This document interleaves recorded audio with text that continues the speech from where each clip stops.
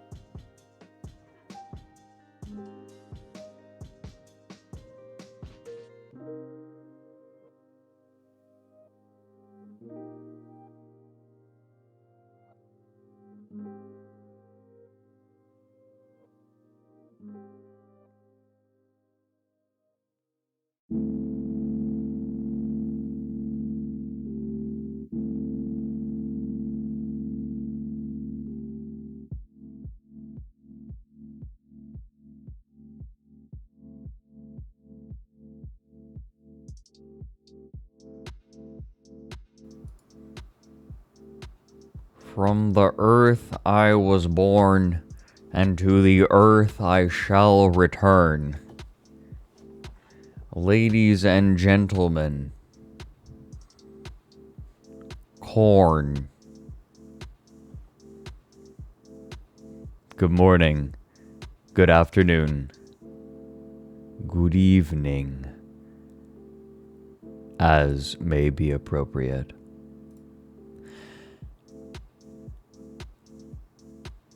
You guys, I did notice something. When I was setting things up for stream about half an hour ago, I noticed Starry talking a little bit about their character. About how they were a being floating lonely in the void. And it made me realize something.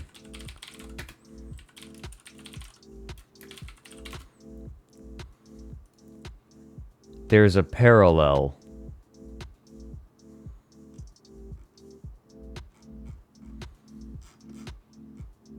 Let me pull it up real quick.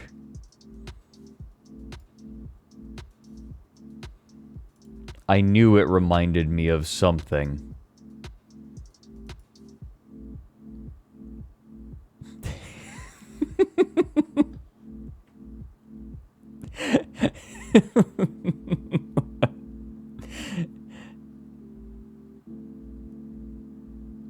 I just could not shake the feeling.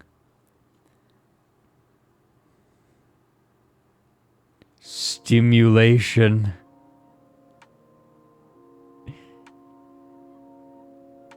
Is that what you're after?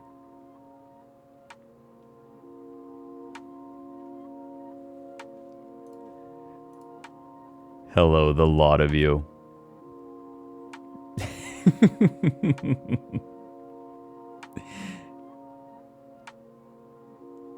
I hope you're all doing well.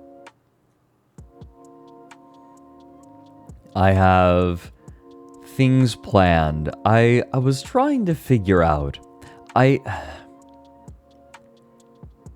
had a thought for Saturday's stream, and I would love everyone's feedback. As many of you might know, I'm a little bit of a dweeb. This is not exactly a secret. I play a lot of Total Warhammer. It's one of my comfort games. And while we were joking about naming a steam tank after Mobility Mary, I realized that it might be fun to just name all of the units. Now, the plan I had was this. We would play Nurgle, but we would name all of the units. Let me think. The names I had for the units, I was going to name the disgusting wizard Andrew Tate. Like, that was the name I had. Then the plague toads, like the frogs, were going to be Monka S. The harpies that you start with were going to be the bird flu. And then the plague drones, which are plague bearers, gross dudes riding on gigantic bugs. I named that Southwest Airlines.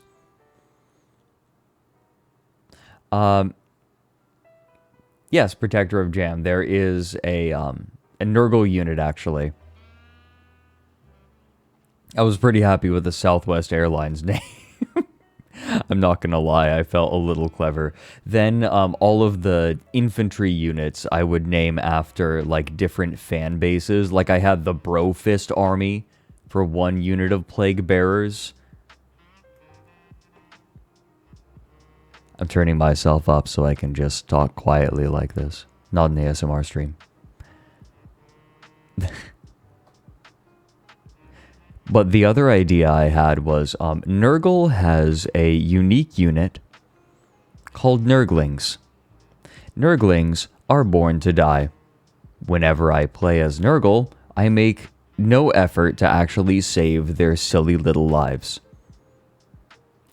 I figured because they die and are replaced so quickly, it would be ideal to name them after chat members. Get in there, chat. Die for me.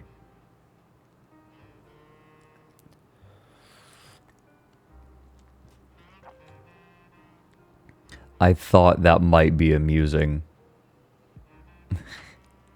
I love Nurglings, but make no mistake, they often do not survive. They're extremely cheap. They're actually reasonably tough.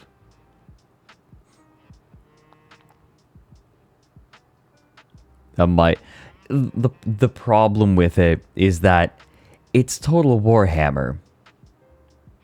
It's a little dorky, and a little bit impenetrable. Though the way I would play it is different. The way I would play on stream is different from the way I would play normally. The plan was to very frequently go in slow motion and get close-ups on everyone's exploits. Especially when chat's dying.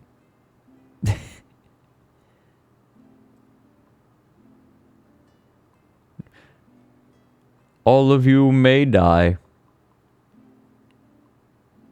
But it's a sacrifice I am eager to make.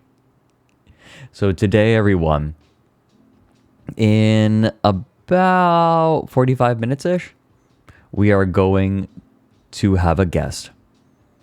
Today, Vex is going to be joining us again, after quite a long time, to watch a mockumentary put out, I think in the 80s, by the ORF, I think it is.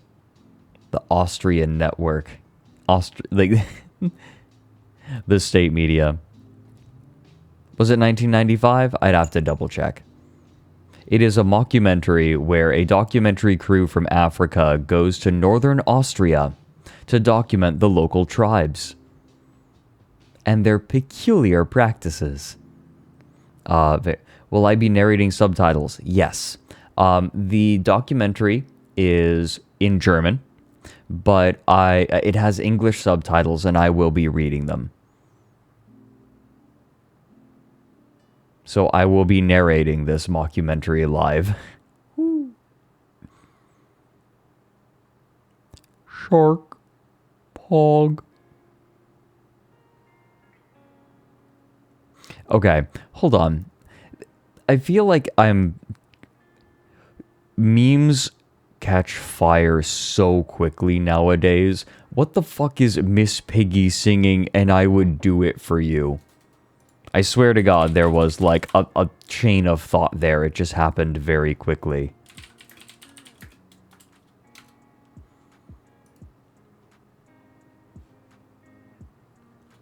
Is this it?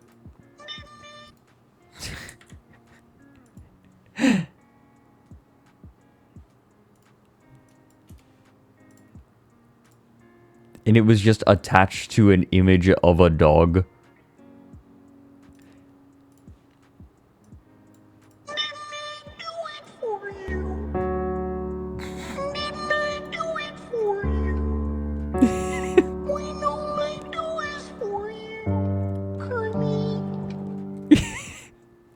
What the fuck? Okay.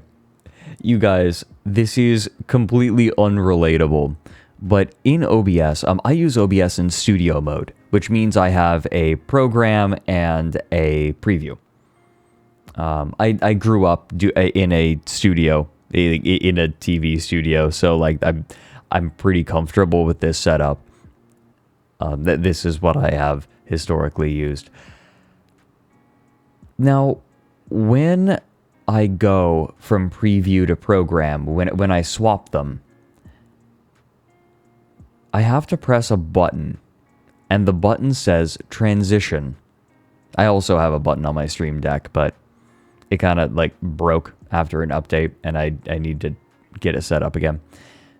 Every time I hit that button now, I think of, you've transitioned from stilettos to lower block heels. And I can't help thinking, when Tucker Carlson uses the word transition there, he's trying to signal to the anti-trans group in his audience, right?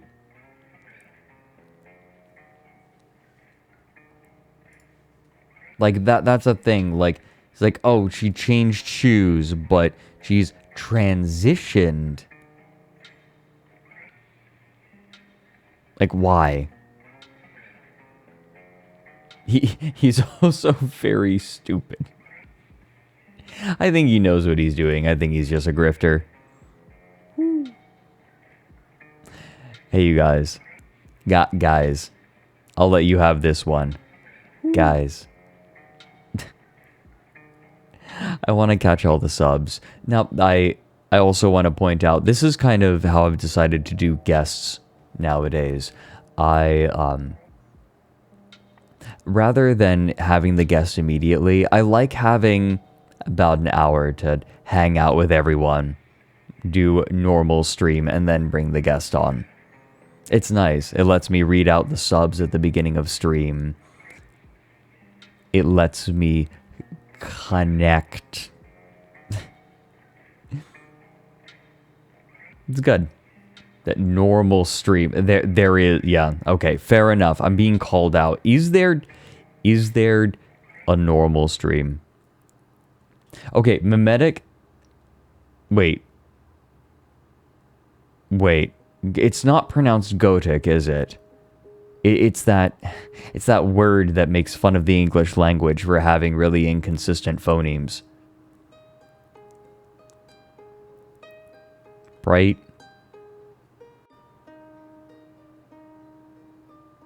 Goatee, right. That's what I'm thinking. Fish. Mimetic fish. There it is.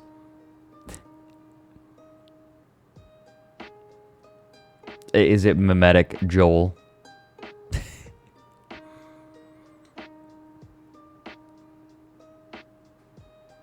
Split gear, I hate it. You're right, but you should. You're right, but you shouldn't say it. You gotta spin that fish.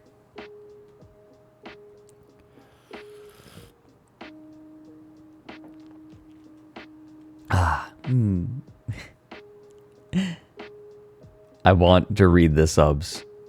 I can do this. I can be a good streamer. I can be a good streamer. Yeah. Nick, whatever, thank you for the 14 months. Have you ever heard of Rise of the Brave Tangled Dragons? Because Pooh's Adventure reminded me of it. I have not heard of this. What the fuck are you talking about? But if Izzy's did a good video on it, I should watch it. That sounds up my alley. I need to catch up on her work. She's really good. Gencat, thank you for the 11 months. Praise best burbs. Another burb will arrive. Soon. I can be a good streamer, Fred said, in a bottom-like fashion.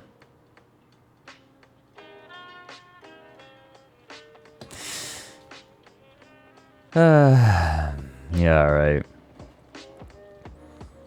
A second burb just hit the North Tower. Okay, look, you're gonna get me banned. I already, like, 9/11 already comes up on this stream a dangerous amount. You're gonna get me banned.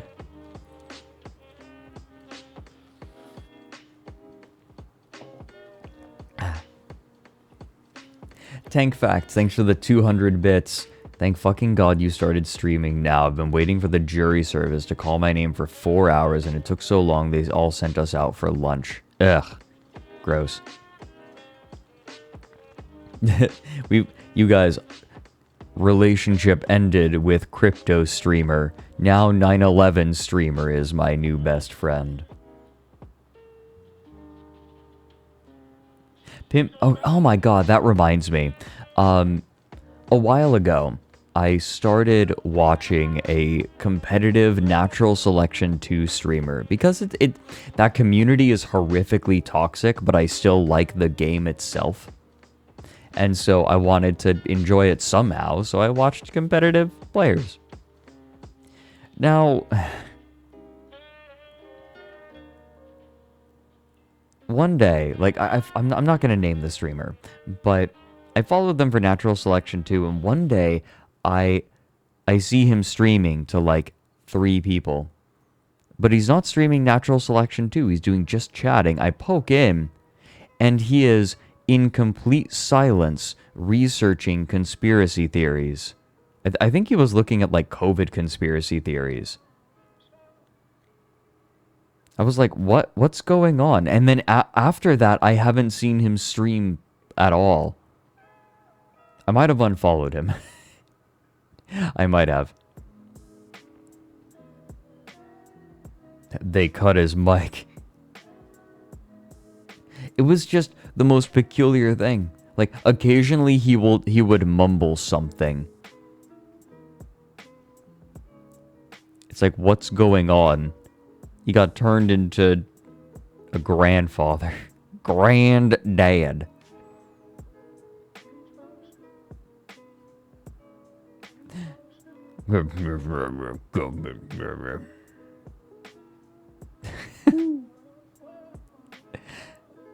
Emmy, hey, thanks for the 100 bits. Instead of talking about 9/11, I'd rather go on and ship a Vocaloid and a JoJo character.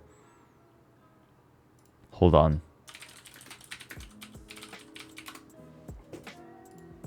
I'll do it for you.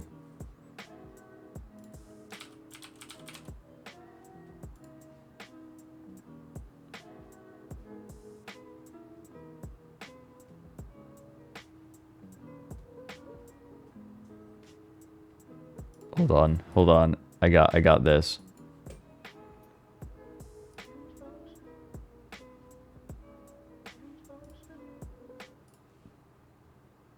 Oh God, it's going to be really loud.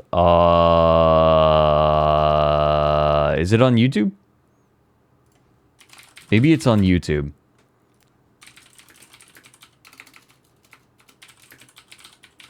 Maybe, is it? Nope, it's not. Okay, I'm gonna have to just manually do this mixing. That's okay.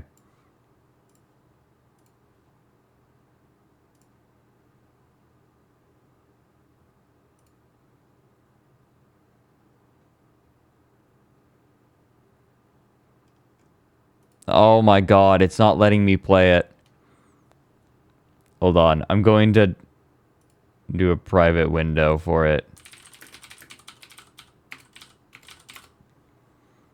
Here we go.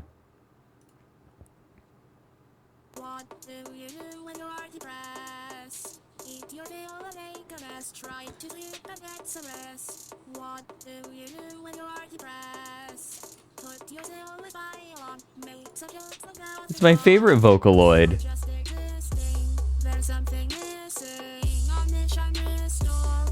Best Vocaloid.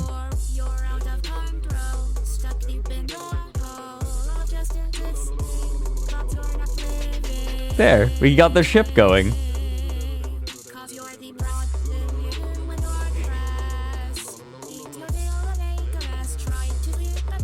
Yeah, it's great.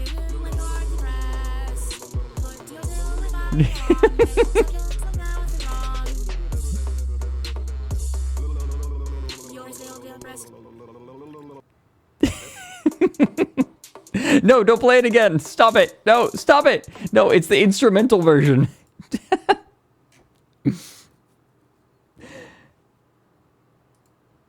You're still depressed?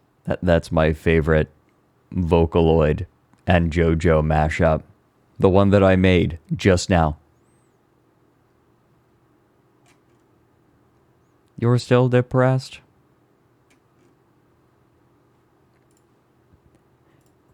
Here's the thing. I custom live made shit posts.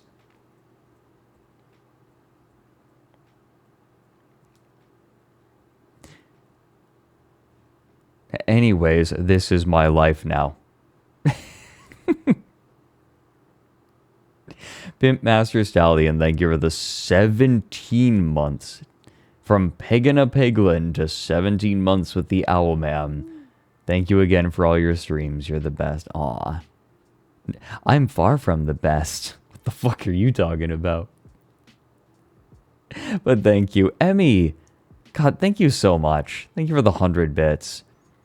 You already have the Vocaloid, Lily, and Kakyoin ship going. Good. Yeah, a person of taste, I see.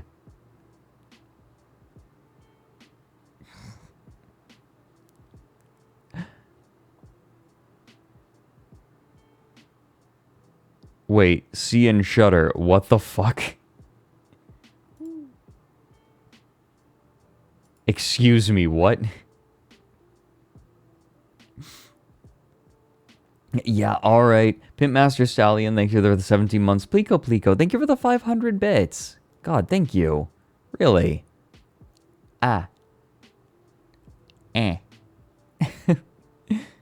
Hikari with Kremko Inc. Thank you for the 2 months. Hey, Loren swag. That YOLO swag is dead.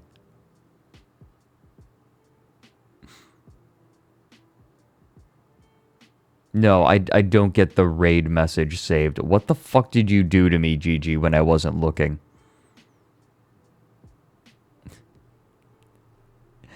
Herb's Twerk. Oh, thank you for gifting out 5 subs. Who got those? It doesn't save who got those in the activity feed, unfortunately. Begging for a Peglin. I did that to Ivy last night before I went to bed. Ivy was playing Peglin. Yeah, I saw you rated me, but what was the fucking message?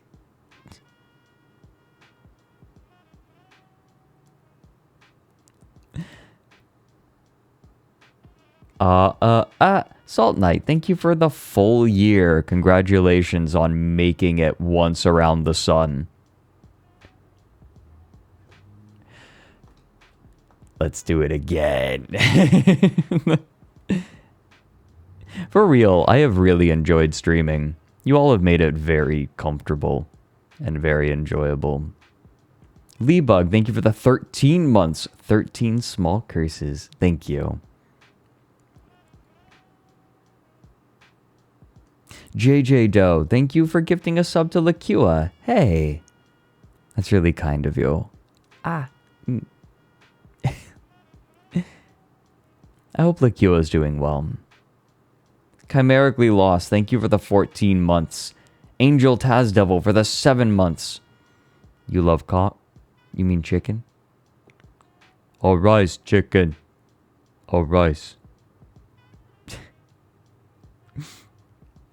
Confucius Rex, thank you for the 13 months. You'll document my subtitles. Captain Erica, thank you for the full year. The transformation has finally begun.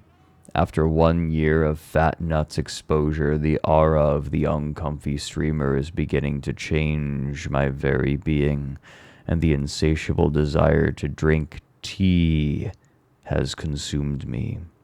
Soon, I too will have fat nuts and join the Legion. Good. Welcome in, loser. This is just, it's the home star. Oh my. I just had a realization. You guys are the home Starmie. Literally. Benedetto, you didn't pay. Like, you know what you need to do to join the home Starmie, right? You have to pay him $5. It's like us subbing is literally joining the home Starmie. I'm so mad. I mean, he knew. Aw, Tradon. You sweetheart. Shoveling Froggy Song in your faces is an accurate way of putting it, though. Yeah, Homestar Runner. Maybe we should watch that real quick. Hold on. Context for those who don't know. Hold on. What if I just search Homestarmy? Yeah, here we go. They even uploaded it. Army. Yeah, we're gonna watch this. This is now a Homestar Runner stream, I guess. Oh, I need to turn up audio again. Whoa, guess it's been a while. Sorry about that, compy. Need to get some end dust. Dear Strongbad, I was curious as to whether or not Strongbadia had an official army. Your homeboy, Hank Tola. Does Strongbadia have an army? Strongbadia needs no army, Hankatola. Me and that one big guy and that one little guy, we're a one-man army. Or a three-man one-y. 3-to-1 Marnie? What I mean to say is, what do we need an army for when the three of us pretty much do as we please? I mean, it's not like there's anyone around to oppose us. All right, maggot, fall it out. Here we go.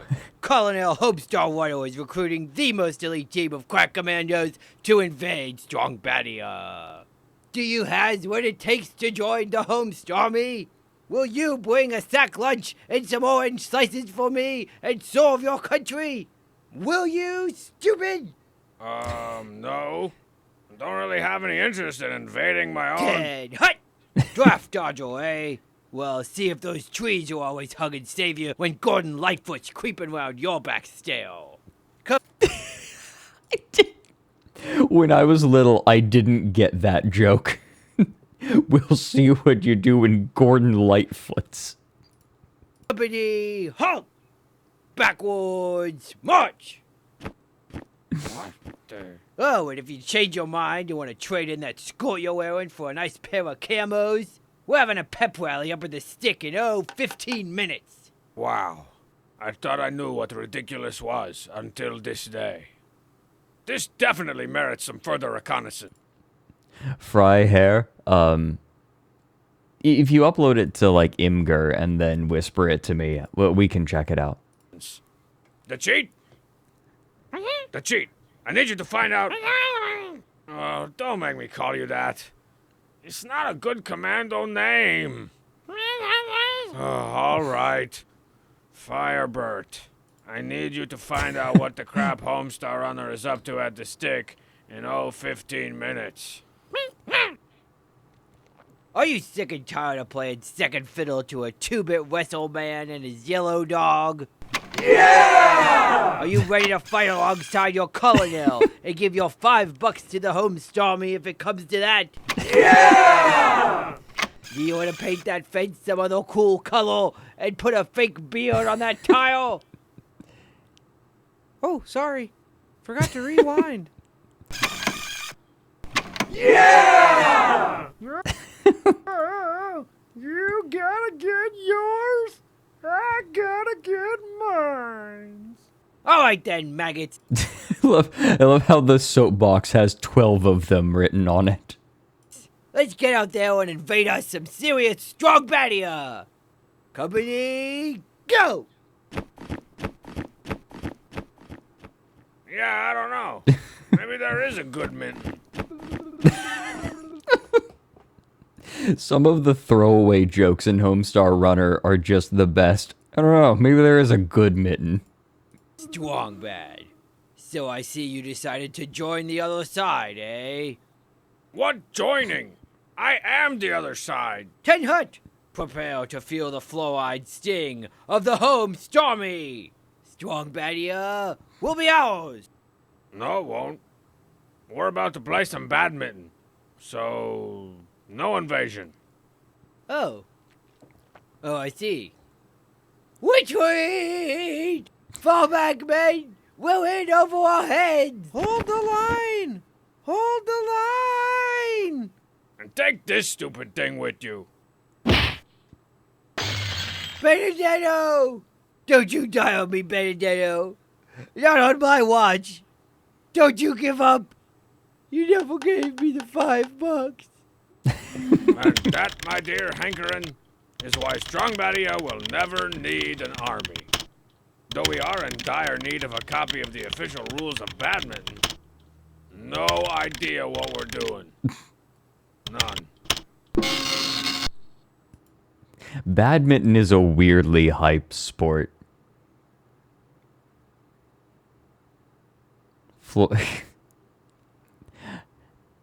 Yeah, you guys gave me $5 to join the Loren army. It doesn't work because Homestar army. I'm sorry. I'm sorry I'm like this. See, this is why it takes so long to get through subs. I just go off on rabbit trails. Always. Never be sorry. I'll be whatever the fuck I want to be.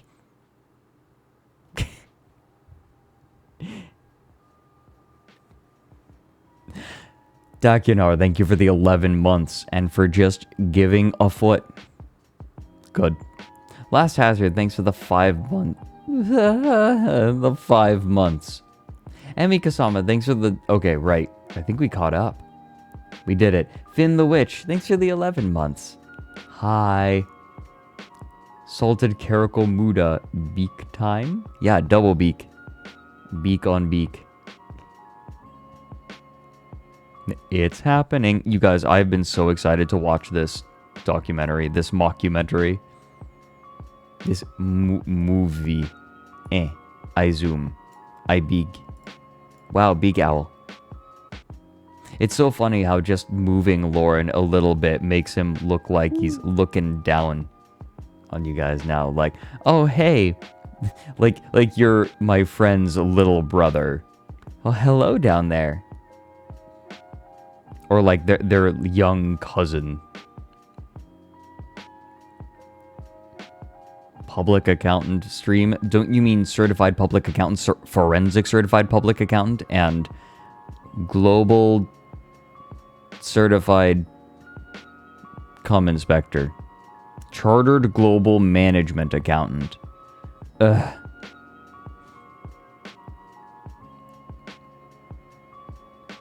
No, Hellwhiskers, I did see that. It's so peculiar. Also, Edelhide, thanks for the fresh sub. The lot of you. Guess what? It looks like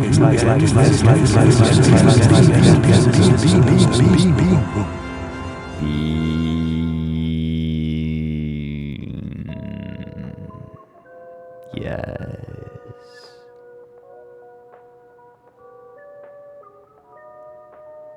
Wait, Muda? I think that Vex might already know. Nyan nyan pie, nyan pie, nyan nyan nyan nyan pie.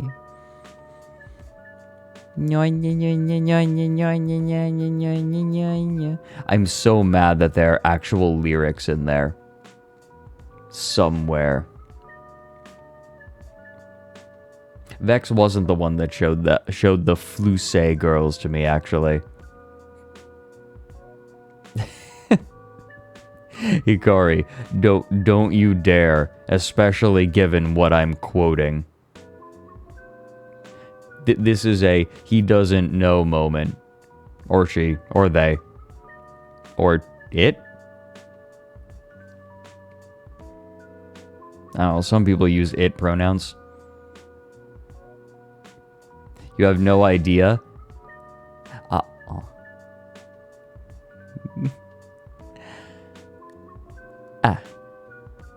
No, that chat lacks critical information. I am a race car driver. What's in my pants is speed. Don't get pulled over with that in your pants. Or you're going away for a long time. My pronouns are pole position. Motherfucker. He who.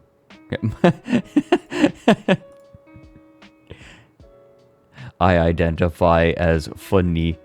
My pronouns are he who.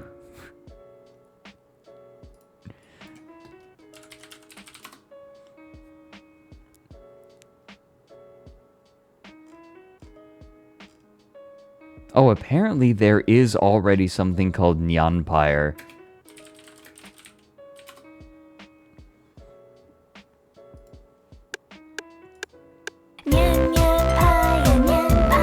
Oh, that's so loud.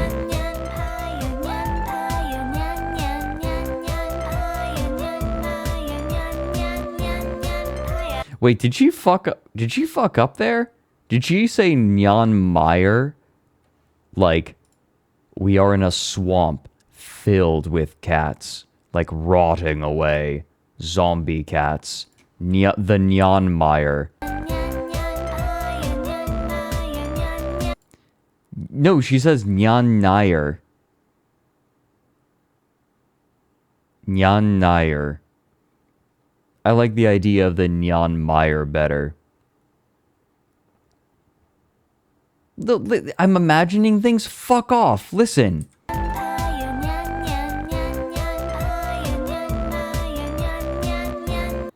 Nyan Nair. Like, she slurs it.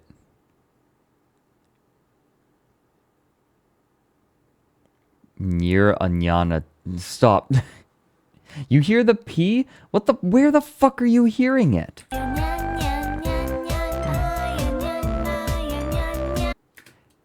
It's in the second one. She says, Nyan Nyan Pyre, Nyan Nyan, Nyan Nyan. Like, she can't help but Nyan, probably in anticipation of the verse.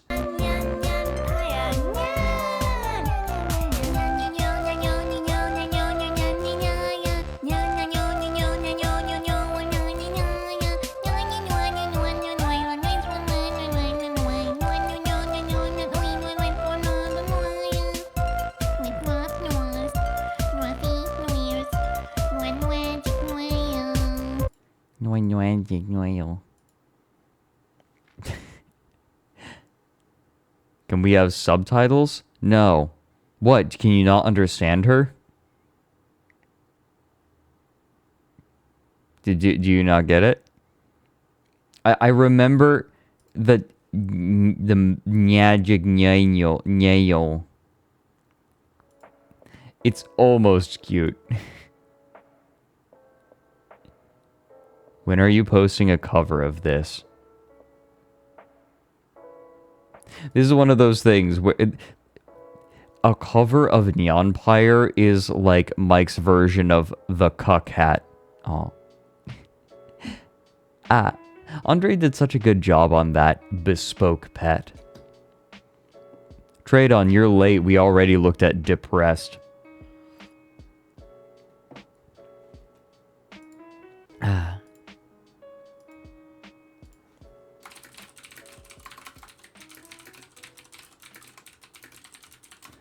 Okay, we're just sorting out a couple of things for Vex to get Vex in here because Vex will be here with their rig. Fun fact, Vex also has a Kirpe rig. So we'll match. Andre did do wonderful. I know such amazing artists around me. Yeah, Vex's rig is precious. One of 3 Kirpe rigs. Yeah, I'm very exclusive. Kirpe has done 3 rigs. One for himself, one for me, and one for Vex. Yeah. 2/3 of Kirpe's rigs have been birds. Okay. Okay, good. And one in the dark. One Kirpe to rule them all. And in the darkness, burp them.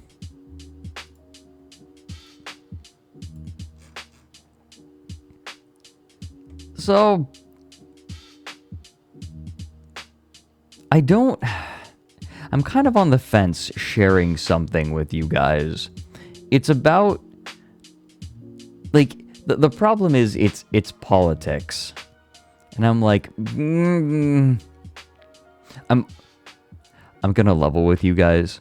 One of the reasons that I'm nervous covering anything political is it makes me somehow more comparable to Vaush.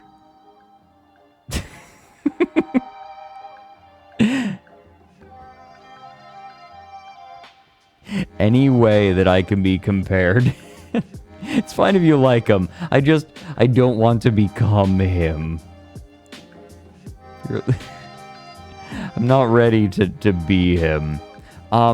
It's more something kind of funny. It's a grift. There's something... I am so weirdly drawn to, like, right-wing grifts. Because they're, like, there's something fascinating to me about them. I feel like the left doesn't have grifts the same way that the right does. If there are, like, lefty grifts, please tell me. Because I get the feeling those would also be really amusing. But I don't feel like I see them the same way that I see the right-wing grifts.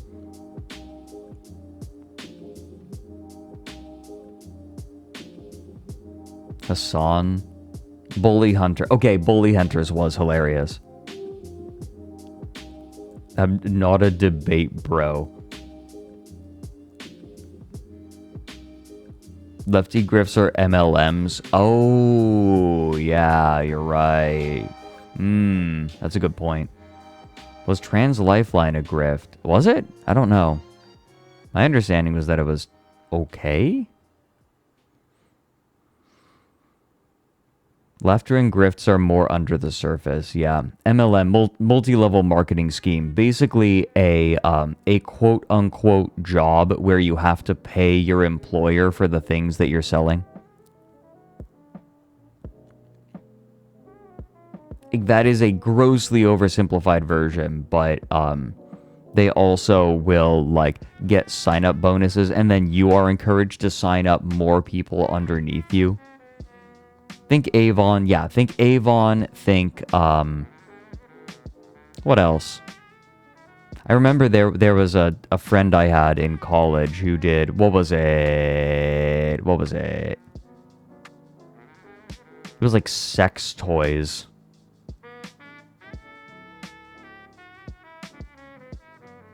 Like, there was a sex toy MLM.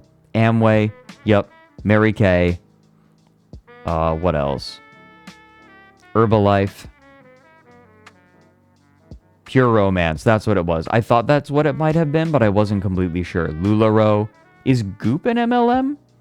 I thought that it just sold weird shit online. Yeah, but I feel like they're not inherently leftist. Yeah, that's a good point. We're kind of getting lost in the weeds here. It's not specifically appealing to, like, a left-wing political sphere. I don't know if you guys knew about this, though, but there was a conservative freedom phone that sort of collapsed.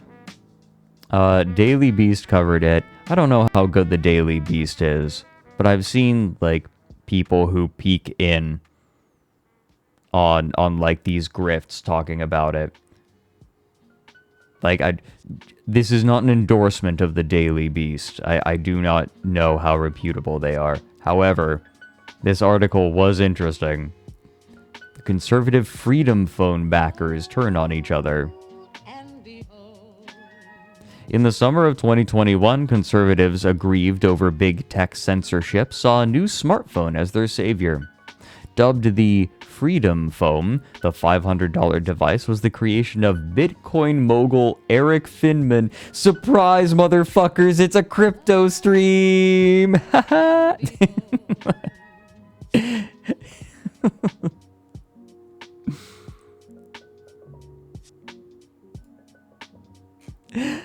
Who promised customers a phone loaded with conservative apps and free from liberal Silicon Valley influence. Got him! Conservative influencers encourage their fans to buy the phone, receiving a sizable cut of each sale for themselves. Even after the Daily Beast and other media outlets revealed that the Freedom phone was just a cheap Chinese-made phone sold at a hefty markup, it was a hit, quickly selling roughly $4 million worth according to court records. Yeah, Mom, I told chat about my grandfather's attempt to, like, learning that I'm a streamer and trying to get me to stream on Rumble. Could you imagine me becoming a right-wing grifter? God, that would be a turn.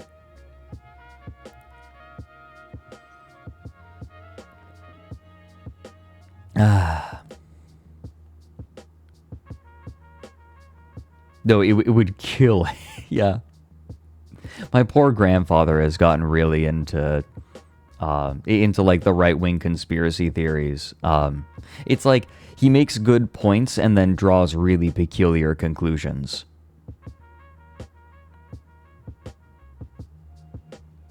Anyway,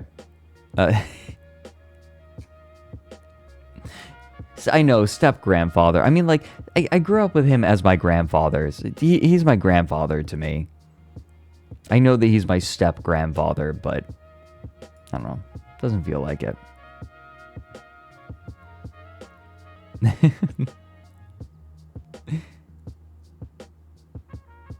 Yes, not your dad, Loren. I'm holding a freaking phone that is not controlled by Apple or Google, conservative personality Candace Owens. Aw. Thank you for the pets. Candace Owens said in an Instagram video, "We made the switch immediately." 2 years later, though, Freedom Phone's business is falling apart amid customer complaints. In a bitter, previously unreported legal battle that began in April 2022, the men behind Freedom Phone's backers have accused one another of blowing their windfall profits, in one case, in a $10,000 shopping spree for video games.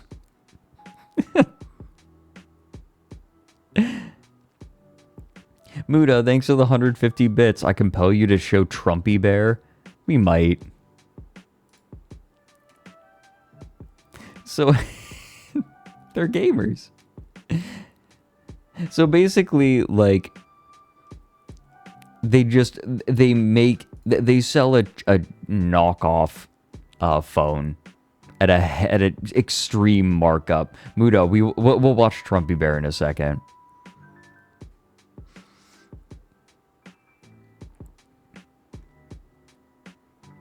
Yeah, Trade-On has a good TLDR. It's a cheap, underpowered Chinese knockoff phone that comes installed with a third-party, open-source Android variant of, like, an app store. Yep. It was just reskinned, yeah. Pretty much. Charges dropped after the defendant... Or, you mean... But yes, the defendants were discovered to be gamers.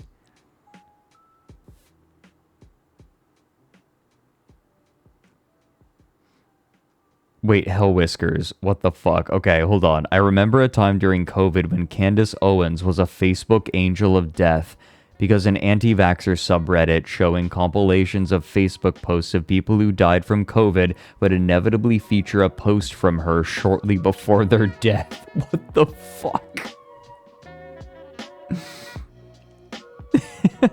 You're good, Muda. I think this is enough politics for me for one day. Like, I'm happy. This is about all I can stomach for the day.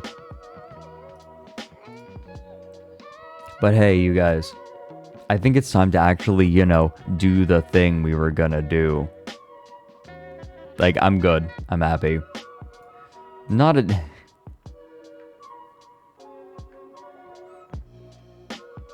There's a post they would repost from Owens and then die. No, right. Hell Whiskers, you're talking about the Herman Cain Awards, right? I remember that.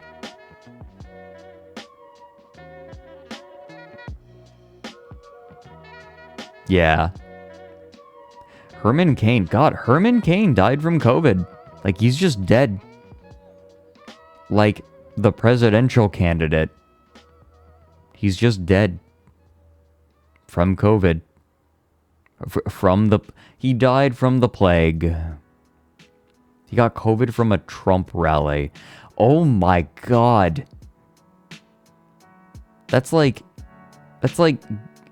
hyper cucked.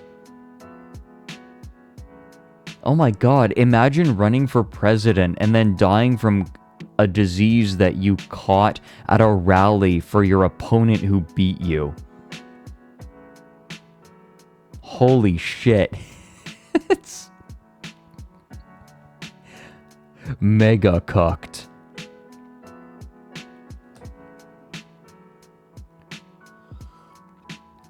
It's like a new level. Good to go. Okay. We're working on getting Vex in.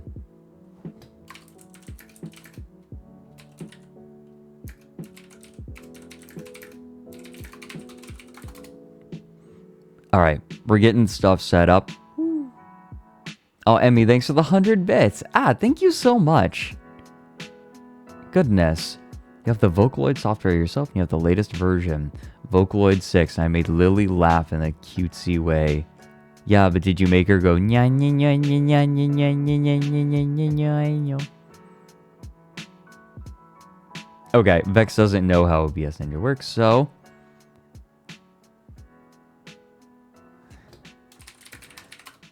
we'll do it live. Good to call. We're gonna get Burby in here. Burby. You're still deep rest. You guys, we can't get too distracted showing Vex random things. We can't. Fuck it, we ballin'. Okay. It's time.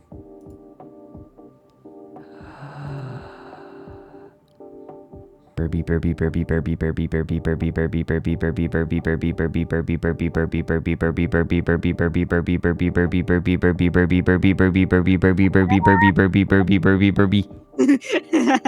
Hey.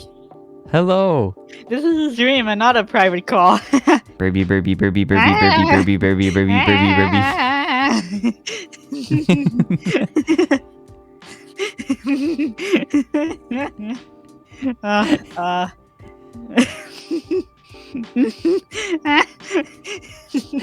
You dork. I'm just letting you giggle it out. Get it out of your system. Dork.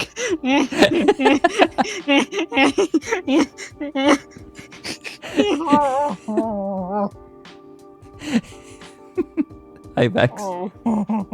Hi. Let me do the thing. Yes, give me your bird.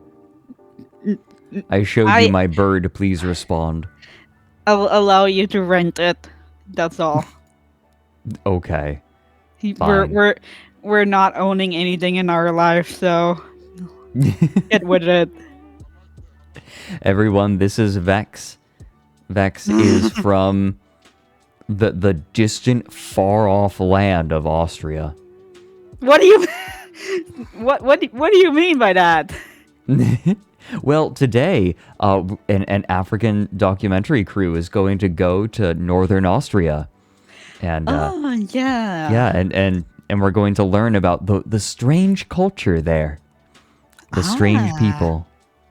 Oh yeah, indeed, very strange. I am, as you would call it, exotic. Please don't call people exotic. I wanted to ask, is the film gonna have subtitles? Because yes. Okay, good. Because I assume this will be some heavy dialect going on that I don't understand. Okay.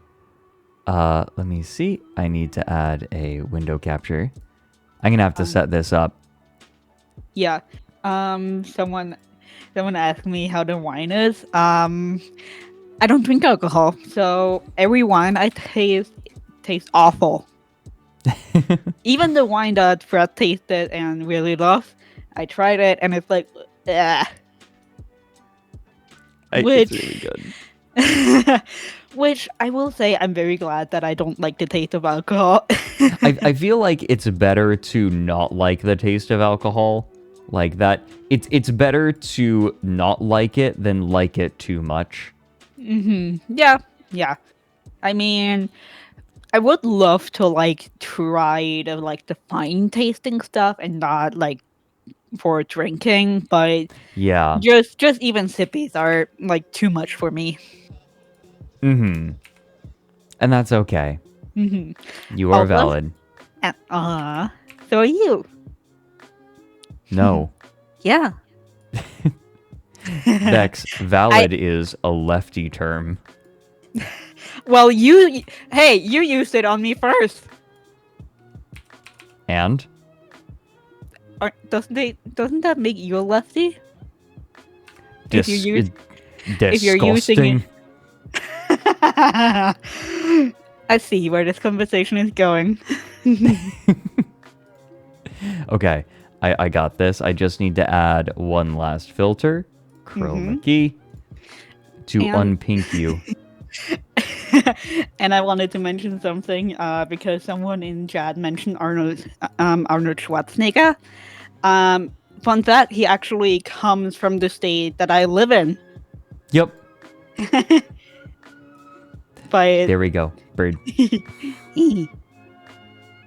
The arrival of the bird. Your rig is so cute. Ah. Oh yeah, I mean I absolutely love my rig. Kepi did such a good job. Mm-hmm. Agreed. Okay, here's what I'm gonna do. I'm gonna add you. I'm going to stream the screen so we can watch it at the same time. Yeah. Wait. Uh-oh. Did I ruin everything forever? I think I might have ruined everything forever. Hold on. I'm going to share my screen. Can everyone see my screen? Okay, here we go. Oh, wait, no, get... What? Come, okay, we're good. We were looking at the conservative Freedom phone that was just a Chinese knockoff. I mean, given there exists a conservative version of the Bible, I shouldn't be surprised. Wait, what do you mean there's a Wait, I feel like I heard about this. Because I sent it to you on a while ago while you were asleep, of course. Here, let me find okay. it. The conservative Bible. What the fuck? I I forgot about this. Oh god.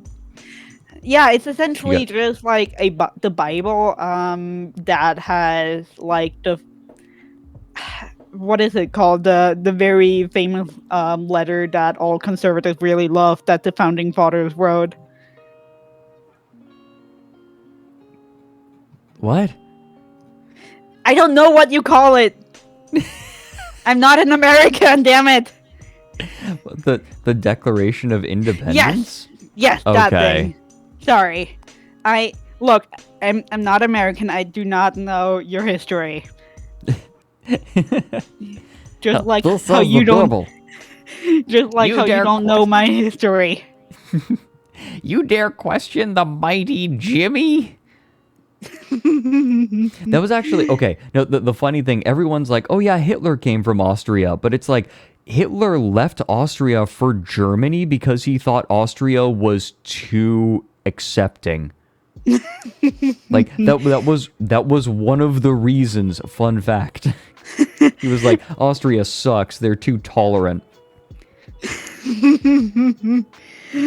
I mean, I mean, there was a time too woke. on there was a time on Discord when I mentioned that I was from Austria. People were like, "Oh, I only know Austria because of Hitler," and I'm like, "Why do you think that is a good thing to say to someone you just met?"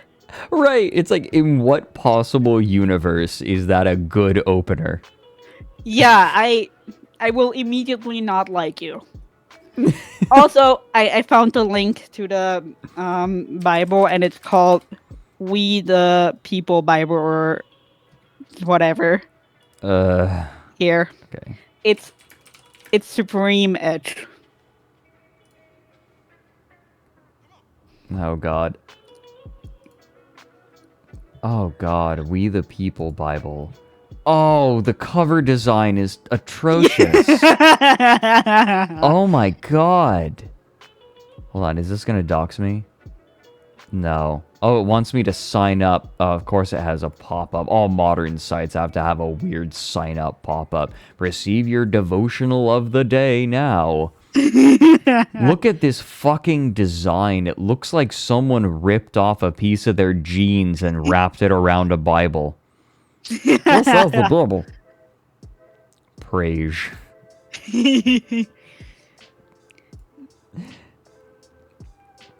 Oh, God. It's just incredible. Oh, God. On Oh, sale. good bookmark, too. Great. Donald Trump Jr. What?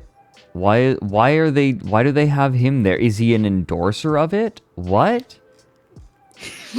Or did they just want to put him there? Oh, he's the executive vice president of the Trump organization, but what does he have to do with the We the People Bible? That I generally do not know, so I cannot say anything. Look, you can even buy it in bundles. What for the your fuck? It's $70? It is high quality for it. It is the most important book in your life, don't you know? It is worth every cent. No, it's like priceless. God. Okay, no, he's... It's just him saying the We the People Bible is restoring what there is an attempt to remove. Why is it $70 fucking dollars? Oh my God, you do not need to... If you want a Bible, you do not need to pay that much for it. Okay, hold on. The We the People Bible was designed with a patriot in mind and features a vertical, reversed American flag design that represents a country in distress. Our Bible is proudly made in the USA and has been designed with large print that delivers an easy reading experience to anyone looking to explore the tried and true King James translation. You guys... Translation of... Okay, look, I know some of this shit. Translation is a tricky thing. Oh, yes. And the King James Version, while beautiful, the prose is beautiful. It's not... More modern translations have been able to get more accurate. Like, it's... Translation of the Bible is a tricky thing because you're trying to pull text from, like, contexts of cultures that are long dead. Mm-hmm. Yeah, and the thing is, there are so many words that are not directly translatable, so they are using other words that might be not super accurate, just slightly, Right. like slightly representing what it used to say, and then you Right. translate it even more, and even more things change, and sometimes people interpret certain things as different, like completely different things, and essentially I think it wouldn't be too far of a stretch to say that the Bible is almost like the ship of Theseus. A little bit, yeah. Like, there are liberties taken with translations. Not all things translate super well. Someone in chat said, they spent $70 on an Oxford, the new Oxford annotated edition. That's just like, that has tons of context. Like, the Bible is a slippery document. And which is even more wild when you think about there are people out there who take the Bible very literally to the point where they say, oh, this word has like this and this many mention of this word, and when you count the numbers of this, it gives this number, blah blah blah. Yeah. It's just, it does make sense. It's peculiar. To be fair, literalism is a pretty new thing. Yes, it is true. It's just thinking about the Bible makes me a little bit uneasy, considering just how many translations it went through. It's like, Oh yeah, gosh. there are tons. Oh my god, the New Living Translation is very funny. Just by, like, if any of you, like, it gets weird. The New Living Translation gets weird in places. It's a translation of the Bible that is supposed to be more accessible. I'm sure that some Right. people are like, I'm sure that some people have good experiences with the NLT, and there are some people who are going to cringe. Yeah, I grew up with sort of a children's version of the whole Bible, which, was very watered down, and it also spelled a lot of inaccuracies, but not for the, like, making things more child friendly, but just plain simple misunderstandings of certain Yeah. stories. And yeah, Misohead's pointing out that some of the language in English has changed. So when you read the King James version, there's going to be context missing. And this is one reason I don't get on people for struggling with Shakespeare, because the language was very, very different. And in fact, there are a lot of puns that just don't work in modern English. Right, yeah. I'm going to stop looking at these Bibles. They're so fucking ugly. I'm sorry. I No, you have nothing to apologize. And also, just to explain what I mean, making that my Bible was accessible for kids, just easier to read, not cutting out the, like, the part where the people were killed and stoned and they were cutting up snakes or whatever. Just like Those- easier to read. Yeah. No, I get ya. Yeah. Hold on. Dr. Balls says, bruh, adultery is cringe. Quote from Squeezy Jeezy.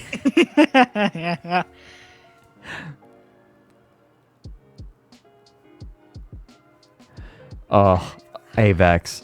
Yeah. Are you... I'm sorry. Squeezy Jeezy. I'm going to vomit. Oh my god. I am currently hitting the griddy for Jesus. Pontius Pilate, you'd better be scared.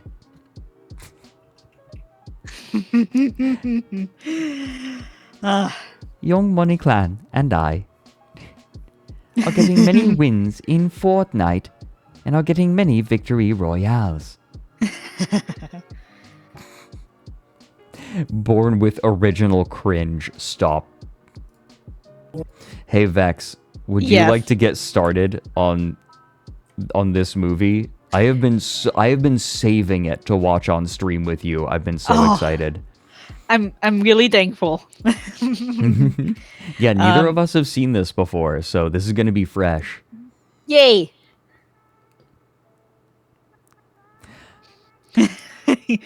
I'm really curious. Okay, so here's how this is going to work. I mentioned it earlier, but we're going to watch. It is a film in German. It has English subtitles, and I am going to turn the audio down and like bring it up as necessary, and I will be narrating it. Oh, okay. Yeah, that's what we're gonna do. This is going to be a film narrated by Frederick Knudsen, or whatever his last name is. Let's go. Squeezy Jeezy.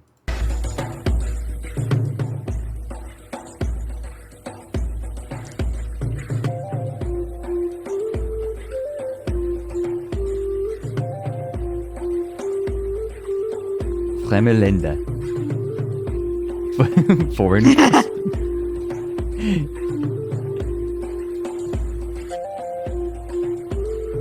Kayonga Kagame shows us the world. This is some 90s synth shit. I love this. Diesmal, the virgin and mysterious Upper Austria. Well, it's untouched, but that works too. Yeah, well, no, virgin does mean untouched in English I as know. well. Yeah. I know. I just figured I'd mention it.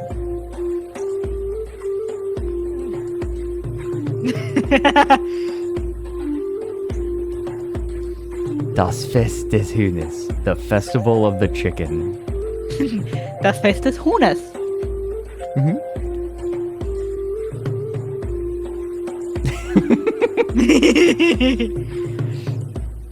Ní àkọ́kọ́ nínú ètò ìròyìn wa, a ní láti mú yín kọjá lọ sí. For the first time ever, we're traveling to Europa for our series, Into the Heart of Europe. Why we chose Upper Austria is easy to explain. The neighboring tribal regions of Salzburg and Tyrol are well known all over the world through countless films. And as we have already seen in Asia, Australia, and America, too big of an interest in the rest of the world destroys original tribal customs.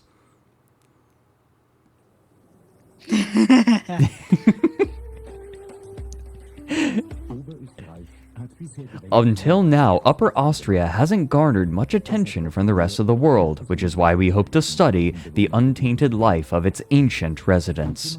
And much of what we discover from the Upper Austrians may also relate to the original customs and practices of other Alpine tribes.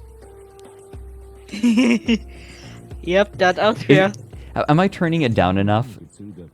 At first we hesitated before starting off for Europa, and our hopes for gaining ethnological knowledge were slim.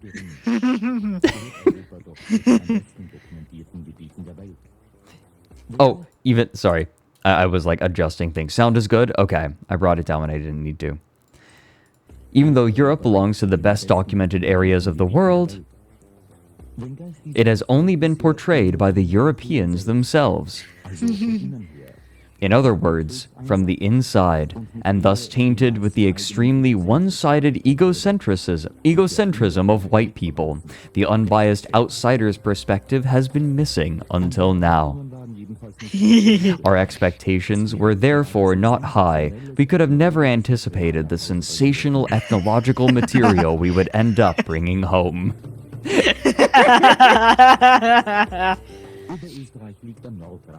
Upper Austria lies on the northern edge of the large Central European mountain range, the Alps, only as large as the Virunga and Rwenzori national parks put together.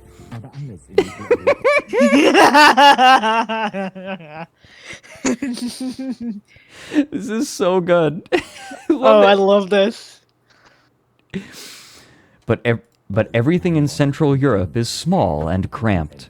Often oppressively cramped. Mountain ranges often block the view of the horizon, a blockage mirrored in the thinking abilities of the local tribes. For as the old pygmy saying goes, one can only think as far as one can see. Fucking, this is so Okay, brutal. so I need to say something. Okay. So,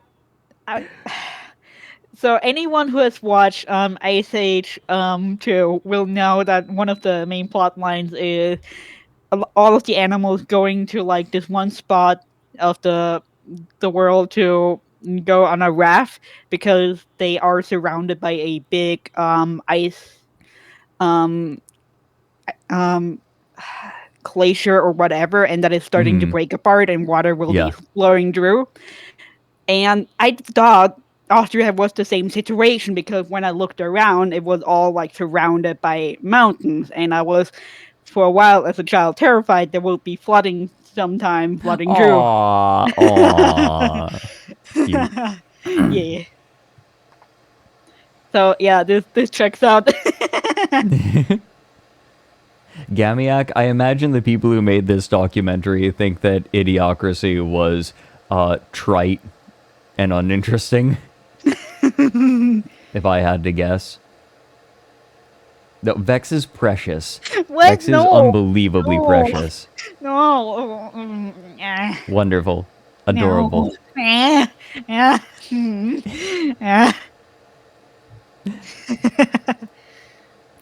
As our regular viewers already know, we don't stay long in the big cities. Linz, the capital of Austria, is a city like any other. Like Lusaka, Mogadishu, Kinshasa, or Kananga, some German got left in, if not quite as large. We immediately advance into the heartland of the country, into areas where no black man has ever set foot.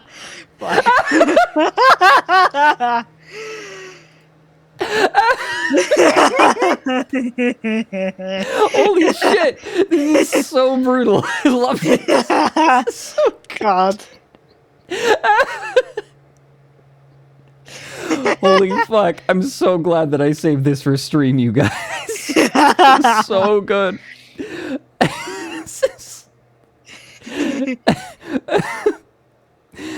And already on the second day of our stay, we attempt first contact with the natives. Shit, he looks like my grandpa. He does.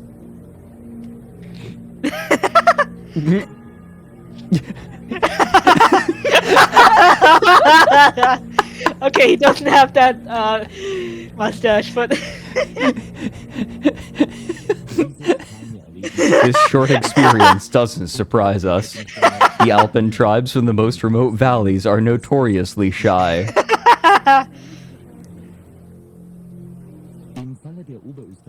In the case of Upper Austrians, the literature even speaks of a distinct xenophobia, the causes of which will later be highlighted. No, this is a comedy, in case you were wondering. This is a mockumentary. It's satire. It is absolutely satire. maybe you want to add that to your stream title, like Oh, fuck no. mockumentary. Okay. Fuck you. I want people to come in and be like, what the fuck is this? No, I actively seek to befuddle my potential viewers. That is fair. Like, this is like a test, right? If they don't pass it, then they don't get to stay. I feel like sometimes I end up putting my viewers through trials, like only the strong may stay.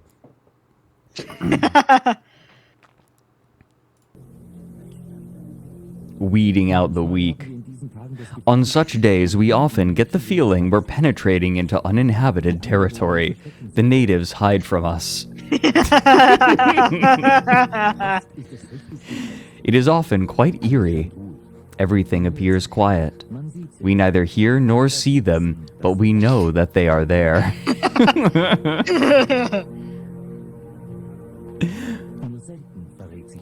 Only rarely does one reveal itself.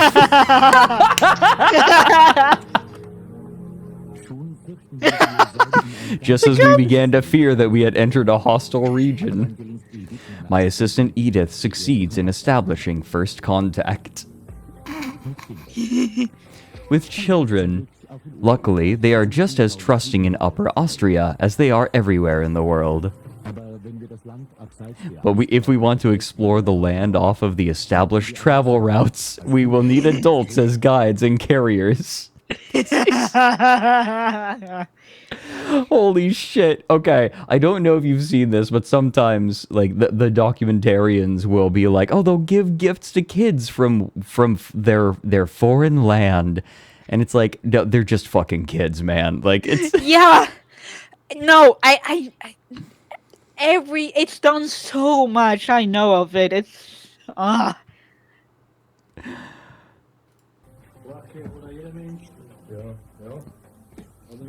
Schnapsen. We know from the literature that all over Europe public access houses exist, so-called guest houses, and this name gives us hope for a slightly less xenophobic reaction. Hold on, Fred. Yes. This dude in the middle, this looks like Alex Jones. He does! Oh my god. And Carmack's on the left. Listen. What was it? Jar Jar Binks has a black Caribbean accent. Baby shark. Bah, bah, bah, bah, bah. I'm sorry I was having breakdowns on air. I'll be better tomorrow.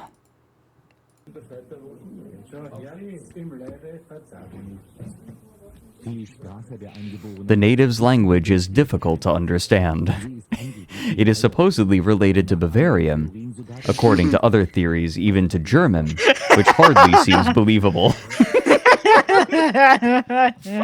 Fuck. How are we only 6.5 minutes in? This is amazing. God.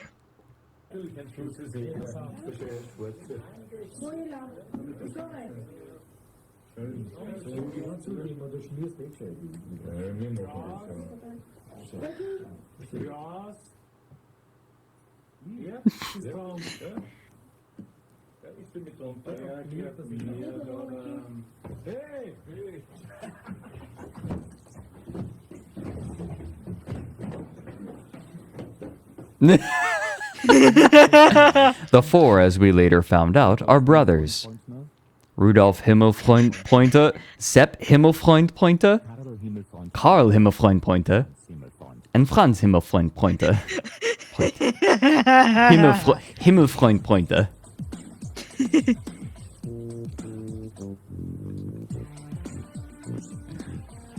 Oh my god. This music. What is this music? It's I love I it. guess.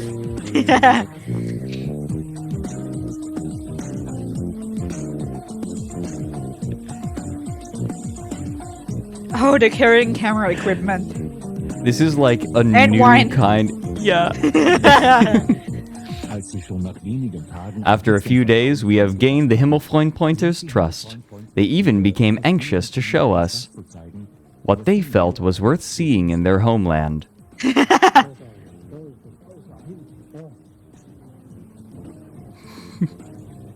Yes.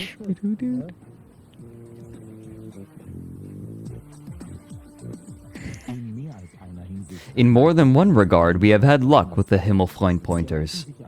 They prove themselves persevering and tough, only requiring the occasional encouraging word or two.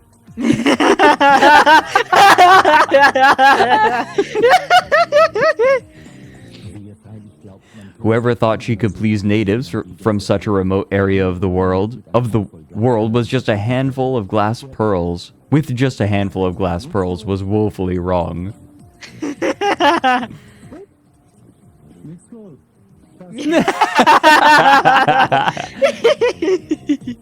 Holy shit.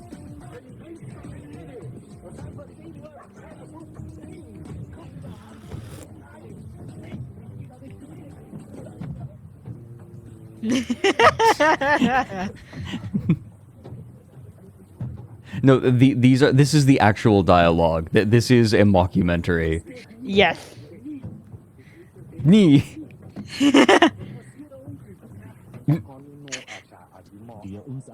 That which seems so obvious to us Africans, to utilize the rivers as a comfortable means of transportation, appears quite unfamiliar to the Alpine tribes. They are bound to the land. They only build steep, rocky mountain paths. Accordingly, they do not feel home on the water. Fortunately, there are neither crocodiles nor hippopotamus there.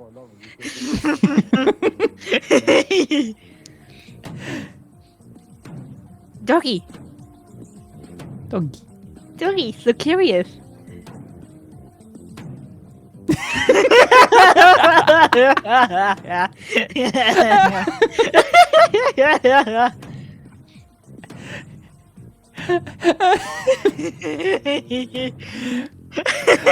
Oh my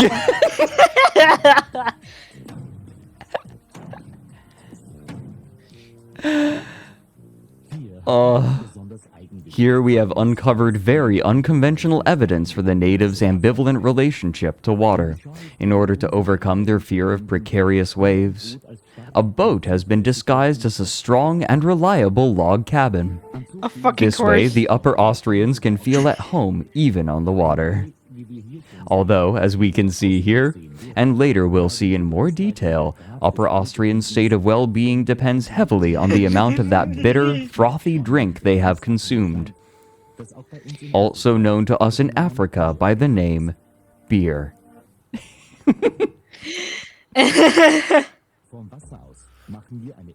From the water, we are able to make our first incredible observation. Upper Austrian tribes, according to the literature, settled down permanently nearly 1,000 years ago. However, they hardly appear to have settled. Whomever one sees pedaling about, she is not simply on the way from village A to city B. No, they travel here without any specific goal. They simply ride and at some point turn around and return home. Mobility for the sake of mobility. Movement as a goal in itself. That and London. London. Yeah. Yeah, both cycling and walking, like, they go on walks so much for no reason. So it's, like, on point. Yeah, you can tell that this was written by Austrians, right? Like, It's so good. What the hell? an inexplicable urge to change location drives people out of their homes from time to time. A true migratory instinct afflicts them. Now, the reason I wanted to have Vex on to watch this is because Vex would be able to give us some Austrian insight. And no, they're not doing it for exercise. They're just doing it just because. Just 'cause. Yeah, it's just so normal. Every ethnologist must be able to detect nomadic behavior. But this nomadism is very different from, say, the Maasai in Kenya. The nomadism of the European Alps manifests not out of an existential way of life, but as a mere mindset. A reflex from the past. One that, it seems, is deeply rooted in a barely conscious memory of an earlier nomadic way of life. Or so it seems to me. This is a phenomenon that can be observed over and over in Central European tribes, a cultural behavior which certainly had its significance as a bygone stage of development, lives on as an unreflected custom.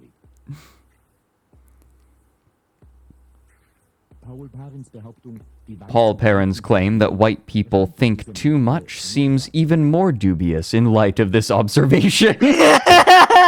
Fucking Jesus Christ! This is so amazing. So brutal. Scathing. Brutal. God. Oh.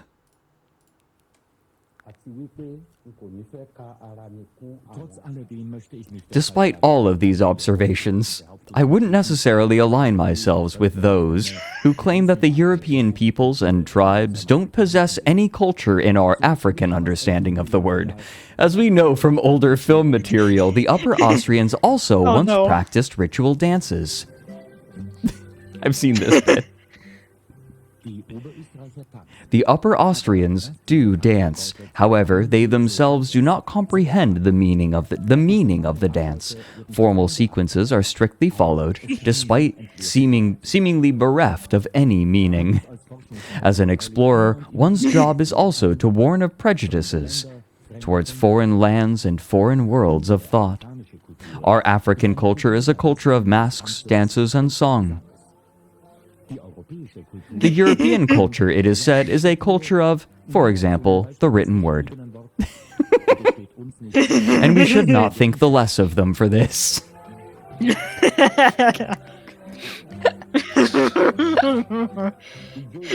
Oh, you make cute sounds. Shut the fuck up. The Upper Austrian tribes, in fact, still cultivate the art of song even now. Oh no. Cody Dragon spotted the metal fan.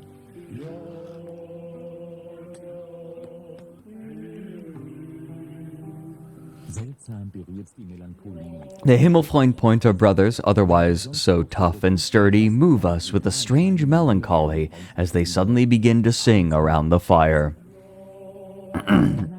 One almost wants to believe that the spiritual life of the Upper Austrian could perhaps be more complex than one is ready to believe at first glance.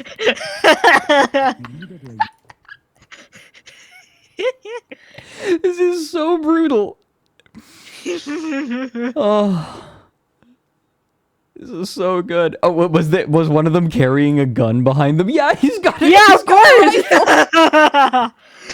No, like they very before they like met the Austrian, they were like all three of them were carrying these rifles. Yeah, no, I know. Like it's a fucking safari. Yeah. Like, oh, we're in wild, untamed land. The songs of the native youth, despite their lack of spontaneity, seems quite lively and sanguine.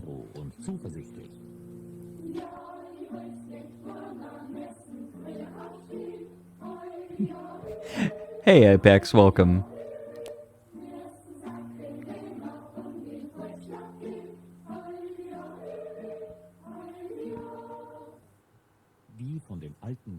Whereas the songs sung by the elderly seem to me like a single heartbreaking lamentation about the transience of the world and the toils of old age.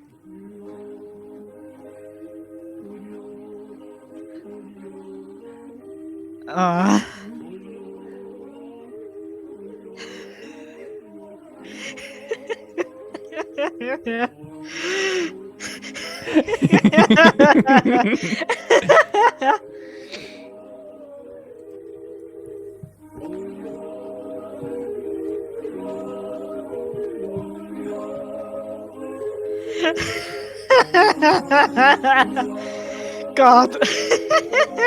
Homie looking like Lanky Kong.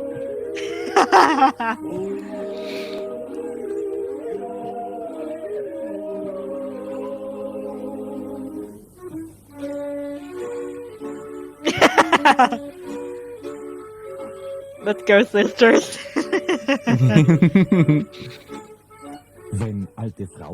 When elderly women sing, they add a mix of mockery and scorn to their high-pitched wails.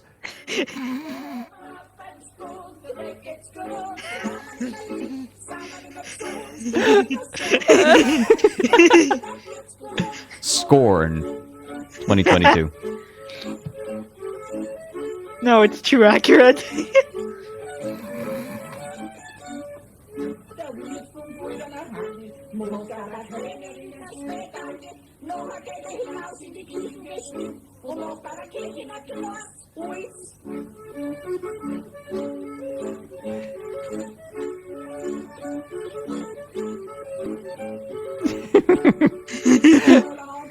Oh my god, by the umbrellas.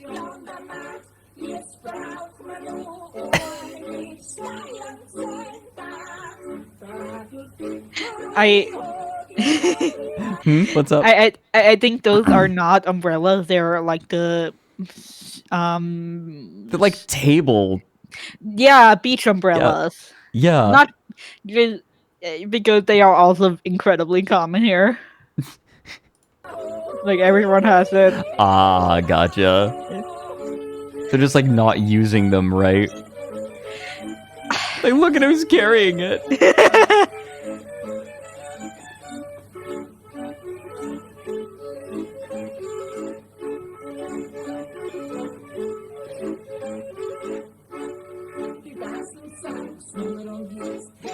No, wait! I know what this is.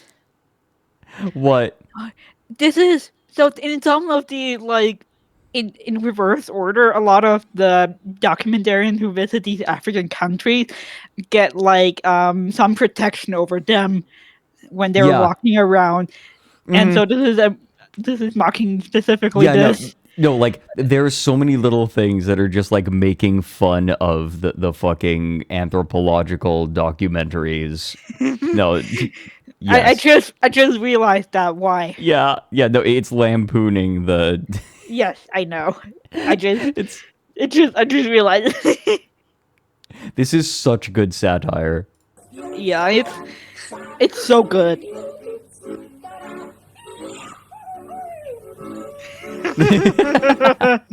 Of course. Ethnologically speaking, the Upper Austrian tribes are difficult to categorize. Now and again, we find descendants of the original Celtic inhabitants, and even Slavic and Mediterranean tribes settled here and left their mark. This is from 1995, I think, 1990s. Sounds about right. Many peoples crossed through this land, and only the footsore and those exhausted by long migrations stayed. Holy shit. Oh, the gentle insults. Oh my god. This is like a more wholesome yet equally savage version of Borat. God, I need to watch Borat. Yeah, we should watch that together sometime. Yeah. I still haven't seen it. We can most certainly speak of a mixed race people. And this, in fact, seems to be the reason for the xenophobia. The South African poet Brighton Breitenbach suggested that especially crossbreeds, bastards as he called them, long for the preservation of their blood purity. Oh my god. Jesus. This is so brutal. This is so brutal. It seems the Upper Austrians are most closely related to the Bavarians, even culturally if understood in the broadest and strictly scientific sense. The Bavarians brought the currently practiced religion with them into the area, a religion which we Africans know in certain variations, Christianity. We now find ourselves in a Christian cult house. The variety of Christianity practiced by the Upper Austrian tribes, mostly pro forma, is very well researched. We are dealing here with the Catholic variety, and at that, one very heavily influenced by the so-called Counter-Reformation. It is, as with other well-known varieties of Christianity, composed of many disparate elements, a so-called syncretic religion, and as such not easily understood by your average African. Although related to Judaism and Islam, it differs from them in its myth of a young god who is killed and rises from the dead. Even this is no original idea. Rather, it is derived from the Asian myths of Dionysus, Attis, the Babylonian Tammuz, Marsyas, etc., combined with the Norse god Odin or Woden, a vegetation deity who died hanging from a tree only to rise from the dead transformed. Even more incredible is their belief that they belong to a monotheistic religion. I'm pretty sure they're bungling the history purposefully. Yes. It wasn't Thor that was hung from a tree, it was Odin. Like, Also, and, Fred. and the Greek gods were Greek. I don't think Greece is Asia. Also, I think that this is them making fun of the way that Yes. Western documentaries bungle the religions. I'm gonna Yeah. fucking scream. yeah. And just by the way, those Did they say walk- Odin or Thor? Oh, did they say Odin? I thought for some reason oh no, they did say Odin. Okay, my bad. For some reason I got Thor in my head. that is okay. But these kinds of walks with the cross there, I participated in those too in early school. Oh, I don't know why we did that, to be honest. that would have been funny if they fucked up the religion more. Yeah. No, I don't know why I went Thor. Whatever. Protector of mankind. Your destiny awaits. Sorry. Someone did Amon Amarth lyrics. Even more incredible is their belief that they belong to a monotheistic religion. Even though the religion admittedly has monotheistic beginnings, it has developed into a polytheistic religion. The four main deities are a nameless and rarely depicted father deity, a mother deity, the aforementioned younger deity, whose function is often rather confusingly described as the Son of God, half man, half God, and a fourth deity, a seemingly very powerful evil deity, which is said to have spread evil all over the world. That's a whole bird. A possible fifth deity is worth mentioning, a god in animal form, considered to be one and the same with the young deity and the nameless deity, and often depicted as a white dove. The young, murdered, and resurrected god seems to have changed in meaning and function throughout the centuries. From a revered vegetation deity, he was gradually reinterpreted with little convincing theological arguments to back it up into a ruler deity. Fucking Jesus. God. The Virgin Mary is in the list. That was the mother deity. Yes. The authorities of this cult of God then exploited this transformation to become themselves rulers. Even today, old Upper Austrians tell us about a time when nothing was allowed to happen without the consent of these spiritual lords, as the cult administrators were called. The great cult houses testify to the power of these spiritual lords. They are recognizable by their towers, as we Africans will recognize from the ancestral houses in Mali. Much about this religion may seem absurd to the average African. In addition, there are other phenomena, such as animist beliefs, much like those which prevailed in our society not so long ago. One often finds small statues in the front of Upper Austrian houses, which are easily identifiable as objects of an ancestral cult. These figures, because of their natural look, quite different from our stylized figures back home, can give us an impression of how Upper Austrians must have looked in previous centuries. I fucking love the leaps in logic. It's so good. Those are, we call those Gartenzwerge. Gartenzwerge? Yeah, garden gnomes. Gartenzwerge. Okay. Gartenzwerge. Garten, yeah. Yeah. This collection of skulls was discovered in the Upper Austrian town of Heilstadt.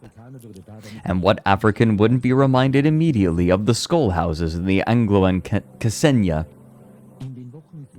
In the weeks leading up to our sensational discovery, we admittedly asked ourselves over and over if we would ever find traces of lived spiritual practice. It's so brutal. God. This is so brutal. Jesus. The old cult houses, in all their glory, are empty. In some odd places, the ceremonies inherited from ancestors are still practiced, but even these ceremonies have lost all meaning or are simply no longer understood. We therefore leave the spiritual realm and turn our focus again to this Upper Austrian zoo. If you will allow me this small faux pas, the Upper Austrians are found in nature both alone and in packs. When appearing in packs, they love to play music and march in lockstep.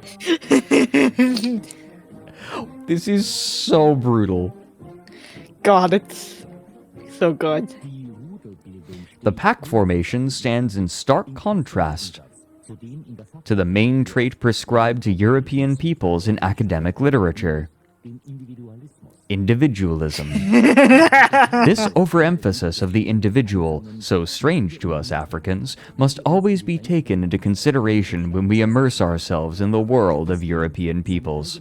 Considering one's own interest equal to, if not superior to, the interest of one's family, clan, or tribe, is not seen in Europa as egotistical or harmful to society. Rather, it is an accepted fundamental consensus. However, the inclination to form packs informs us that even Upper Austrians cannot bear a purely individualist lifestyle, and also have the social need for the security and protection of a group. When appearing in packs, they tend to wear bizarre costumes which in no way are unique or individual. Oh In no. order to recover from their individualism, they turn themselves into visual equals, conspicuously equal. They're cosplaying. So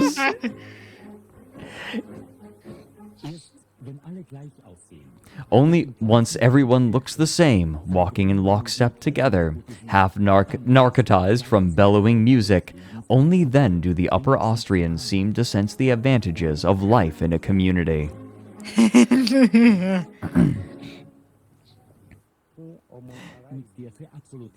Another phenomenon seems to correlate with the absolutization of individualism, noticeable to any African when she visits the more densely populated areas of Upper Austrian tribes.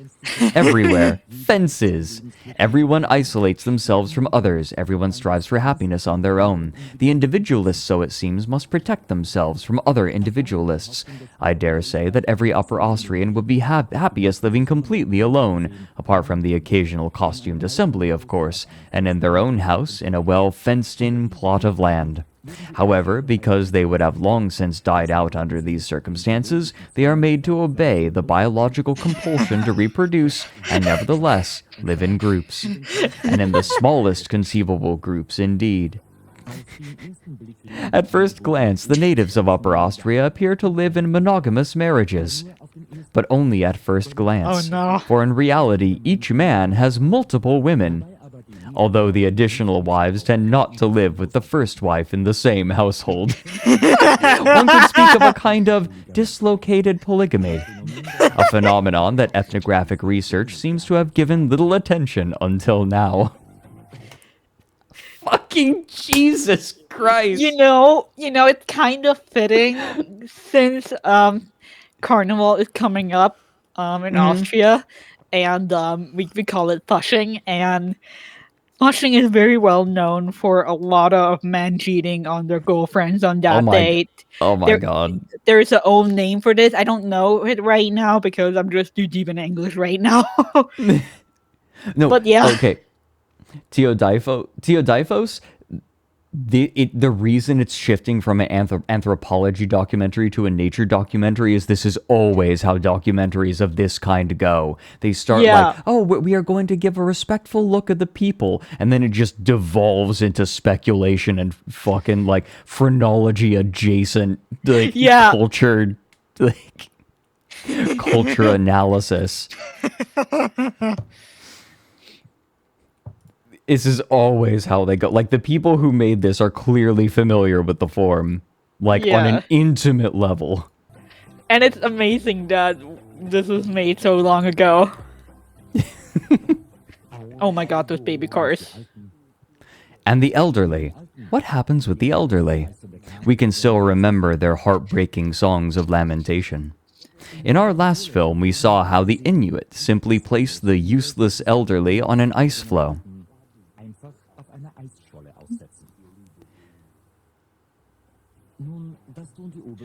Now, the Upper Austrians do not follow this practice, most probably due to the climate, since there are only few, if any, ice floes that would be large enough. Jesus. I love the rationale. Behind closed doors, there is talk of senior poisoning. However, we couldn't find any conclusive evidence for this, although it is said to be a popular custom. Okay, Yes. what they're talking about is they're talking about Senioren Pension, which is I don't know how you would translate this in English, but this is like pension or the place where elderly care homes. But I think that was a mistranslation. Yeah, An I think it intentional was. one. Yeah, An intentional purposefully. one. Elder Yes. poisoning. Yeah. Okay. It's a pun. Yes. What we did find were so-called nursing homes, in which old men and women, regardless of their family or clan heritage, are rounded up and hidden from public view.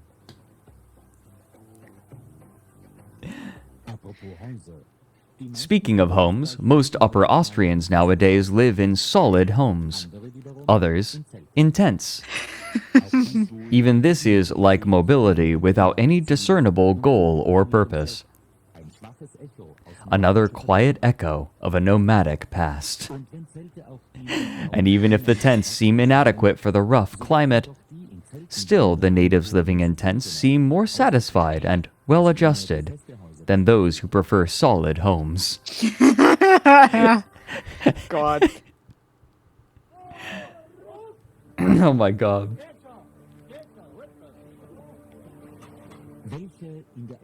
Our greatest discovery, one never before documented in the literature, was the meaning of the tent in the lives of the Upper Austrians, and we have but a lucky coincidence to thank for it.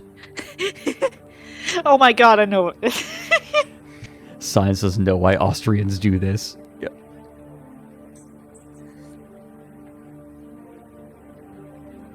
The music.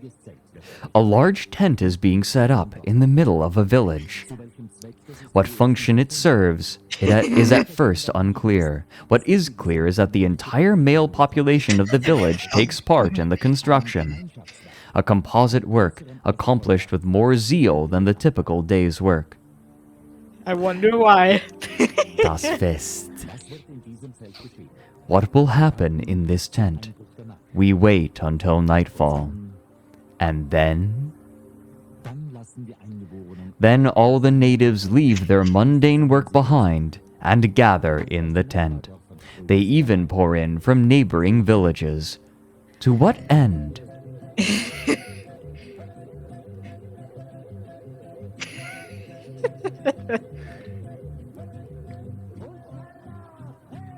I know it's a little quiet.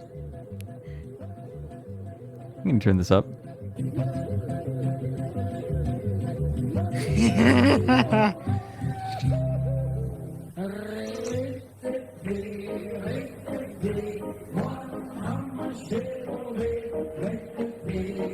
Wait a minute, I recognize this song.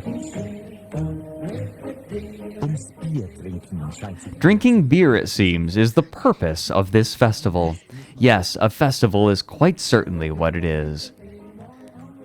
Hey, Nadie. Hello.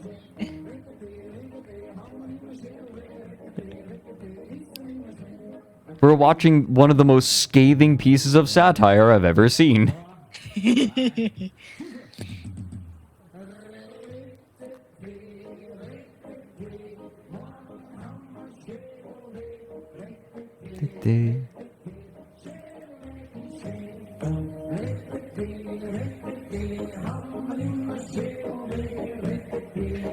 God. Those are huge. Why is he drinking it backwards?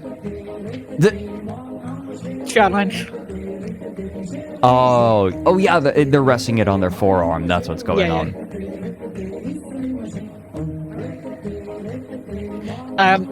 Pause real quick. Okay. Just FYI, the drinking age for beer in Austria is at 16. Mm-hmm. Yeah, remember Americans in chat molding.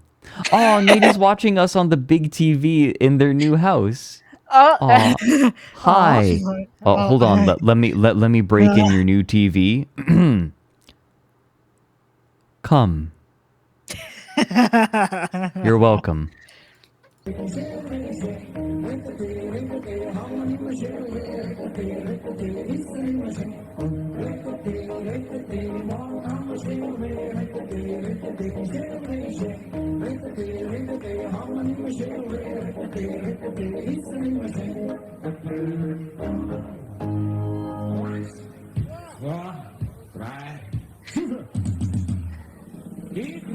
Uns.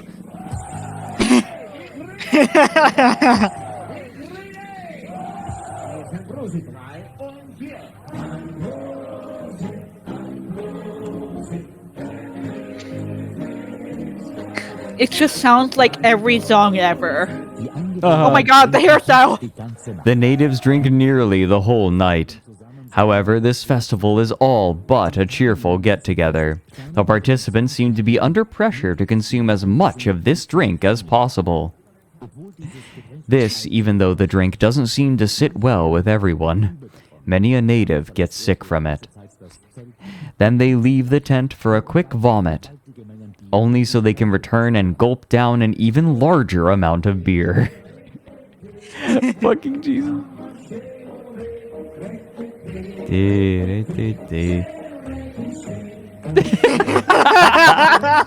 He's so into it. Oh my night. god.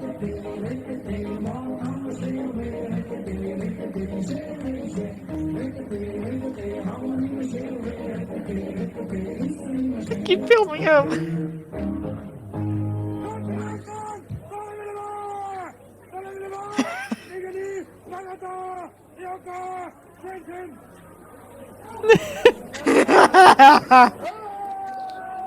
Baumgartnerbier. Lange nach Mitternacht. Long after midnight, the natives return to their dwellings. But early morning the very next day, we find them sitting in the tent once again, calmer and less noisy than at night, but nevertheless there, as if they had to be there, as if their presence was obligatory. 3 Nächte lang dauert das Fest. For 2 days and 3 nights, it continues. Then the tent is taken down and the village returns back to everyday life. Yes, he is green screened in. Yep. Usually, people drink when they are thirsty or simply desire to drink. Here, drinking in large quantities seems quite compulsory. And those who evade this near sacred obligation are ostracized from the community. Außerhalb der Gemeinschaft. Ein der ethnologischen Forschung bisher Is this a cult until now unknown to ethological research? Or what is this all about? We ask our escorts, the Himmelfreund brothers. Oh, that's nothing special. We like to dance to music.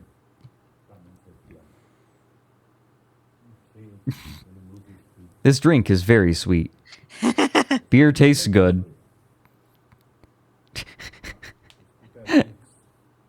It doesn't mean anything. It has no special meaning. As a researcher, one must take care not to assume that what could be a random occurrence is in fact typical. But the way in which the Himmelfreund denied any deeper meaning, the way they tried to downplay the festival as an everyday occurrence, this made me certain we were dealing with a cultic gathering of eminent importance. For all over the world, natives attempt to hide their most important rituals and cults from foreigners. At first, we considered what we had seen to be a local cult. But then there came another village, and with it, another tent. Oh dear. ní ìtẹ̀síwájú ìrìn àjò ìwádìí wa a rí wípé ní òtítọ́. Und auf unserer weiteren Reise On our further expeditions through the insufficiently explored regions of Upper Austria, we realized that, amazingly, such a strange gathering takes place in every village once a year. Zusammenkunft stattfindet. Fast immer in Almost always in tents. Tents in barns, armories, etc.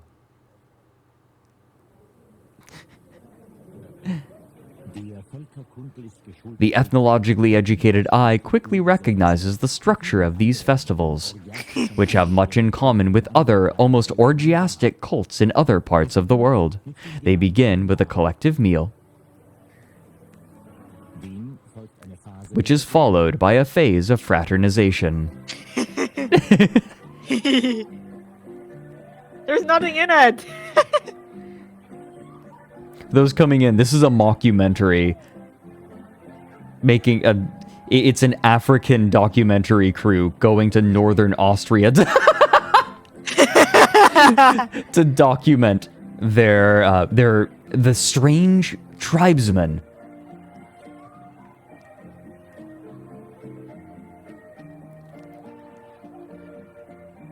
God.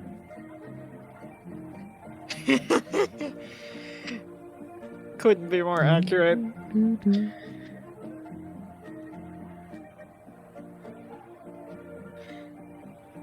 Wait, Bobber, you thought this was serious? No, this is a satire. This was No. made by the public not public access, like the public broadcast station in Austria.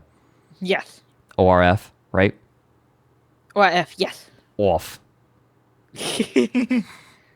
Yeah, no, this is a satire. This is completely satire in the best Yeah. way possible. Just making fun of the way that like European and American documentarians will go to Africa and document the strange and exotic tribes there. True Noodle Lords, thank you for the full year. Hey, on this monumental date, I shall repeat the question I asked almost a year ago in a sleep-deprived state. Should we teach gorillas how to use tools? It would be the based thing to do. Don't they already do that? We just need to hand it to them and they already learn it.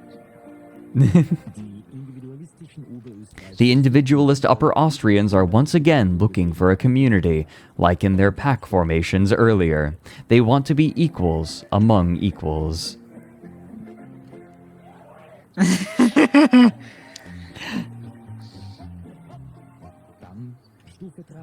Then comes phase 3 of the regimented sequence. They dance.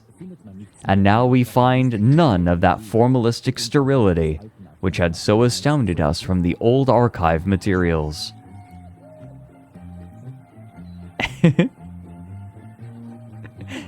Oh, yes, the dance god.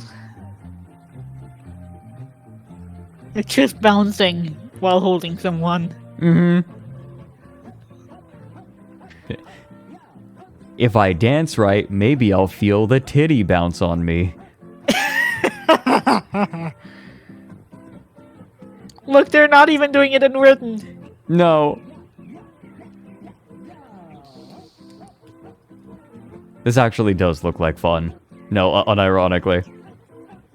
Like, not the dancing. This is not... I was looks a little doofy. gonna question you now. The beer and the food. Yeah. Nah, to me it looked like a nightmare. Oh. If I'm Anxious like bird. in there, if I'm in there like for 5 seconds, I want to go home already and not go out of my room for a week. Y'all motherfuckers so white. Finally, we were able to film this little sensation. Oh no. A type of courtship dance. Oh no. Now, not however original to Upper Austria as I concluded from the film archives in Kinshasa, but rather borrowed from other neighboring tribes.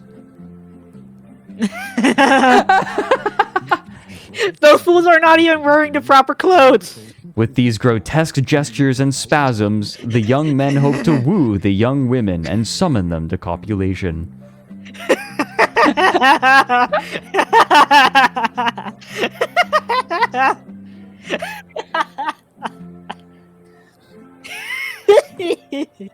I mean, I'm turned on. Fred, you have such low standard. You need help. Oh, those jeans. All jeans. It seems like a nightmare to do in jeans. Yeah, I was saying they should wear the proper clothes. On the particular evening on which we filmed this ritual, the young women proved rather unwilling to copulate. They predominantly just danced with one another. If conclusions can be drawn based on this, about the sexual customs of the Upper Austrian tribes, remains to be seen.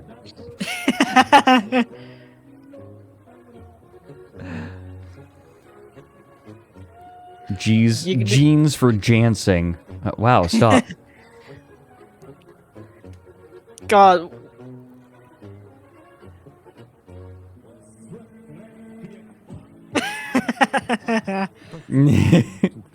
To come back to the structure of these cultic festivals, The climax is approaching with orgiastic, if not necessarily sexual, exuberance. They've danced and drunk themselves into a trance. Nothing more to be seen of the slowness otherwise attributed to the Alpine tribes. They step out of themselves, so to speak.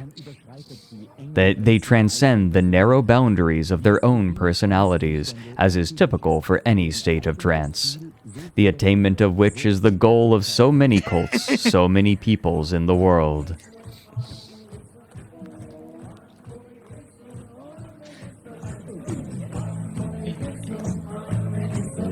God.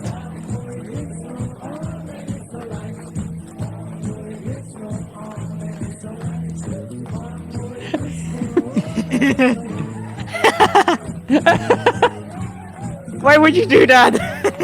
They know what they're doing. Yeah. The slow down! No! Stop!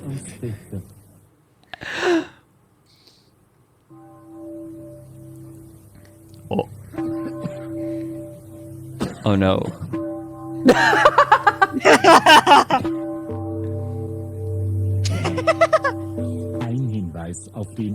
Here an indication of the clearly religious character of the events occurring in these tents.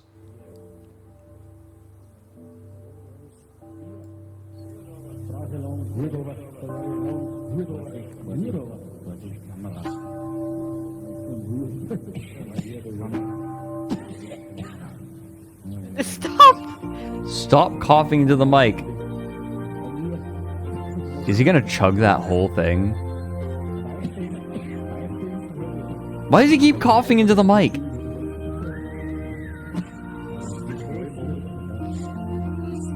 The song of his people. Oh, what? Do you just hawk a loogie? He's gonna chug the whole thing, isn't he? Baby Jesus, stay with me. Drink a glass of wine with me. My heart is small, my thirst is great. Baby Jesus, Prost. A prayer, without a doubt. And let us not forget the importance of wine being addressed, which plays, as we know, an important role in the cult of Christianity. To help you understand what that role is, I must first take a couple of steps back. I have mentioned the worship of totems as one of the elements that makes up the religious mindscape of the natives. Oh no.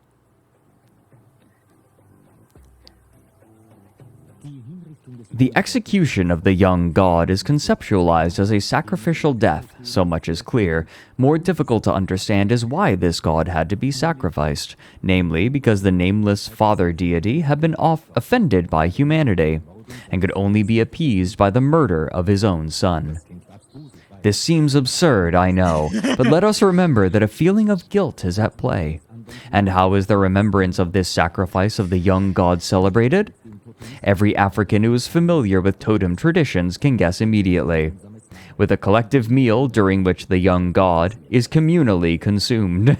Jesus. They eat his flesh. They drink his blood. A meal of the dead. The remembrance of a collectively committed murder. The ritual repetition, which strengthens the bonds between the guilty from time to time. We understand this. And whether or not a human being was really killed and eaten, or if the substitution of a sacrificial animal was present from the beginning, it is clear that the sacrificial animal was the lamb. The young crucified God is therefore often addressed as the Lamb of God. It is also interesting that, at the cultic festivals, lamb is no longer eaten, but bread. Communion. Yeah. In the rich archives of the Anthropological Cinematique in Kinshasa, we have found some interesting film material. Oh my god. The Osterbrot. ritual collective meal. A lamb made out of dough is consumed, bread as a substitute for meat, and the wine is drunk as blood. Yep. Let us recall what we know to be certain.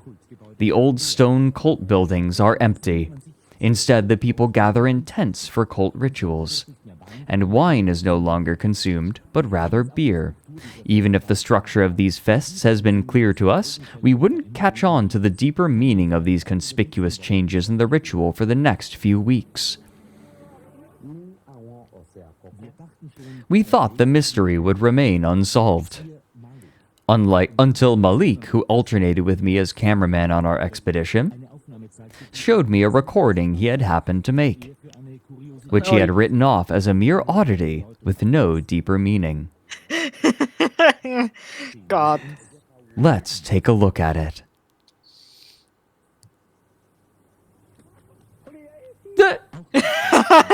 Even I was at first unable to make sense of this strange man and the chicken on his head. That's how you do it. Fully charged, full of success.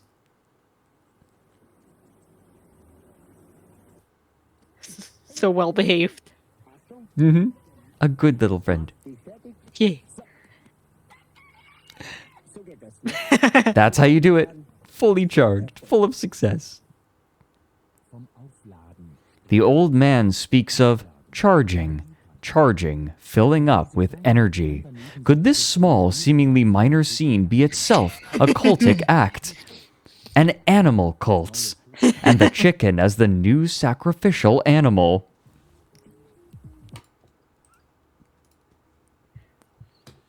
Fucking Jesus Christ. God. I need to- love this. I love it too. No, it's just a weird old man with a bird on his head. Yeah. He's I need to see what happens next. the cult of cock. Ah, Mike streams. It's funny. Mike's stream is supposed to be where people congregate around the cult, but instead, people are distracted by cock porn.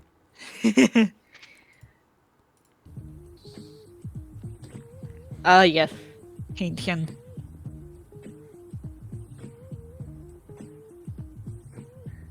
Pokey pokey poke.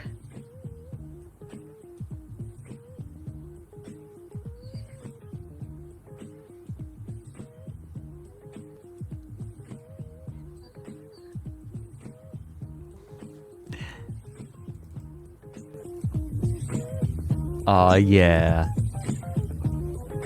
What's the music? I don't know.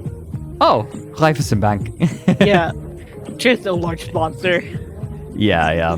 They sponsor so many, like, festivals, I noticed. Yeah.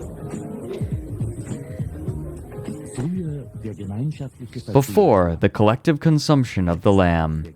Now, the collective consumption of chickens.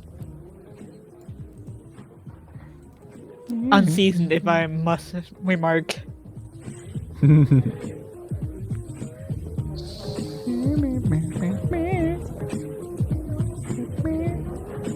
Oh man, look at this jacket. Very 90s. Yeah. Haifusen must be a powerful being, yes.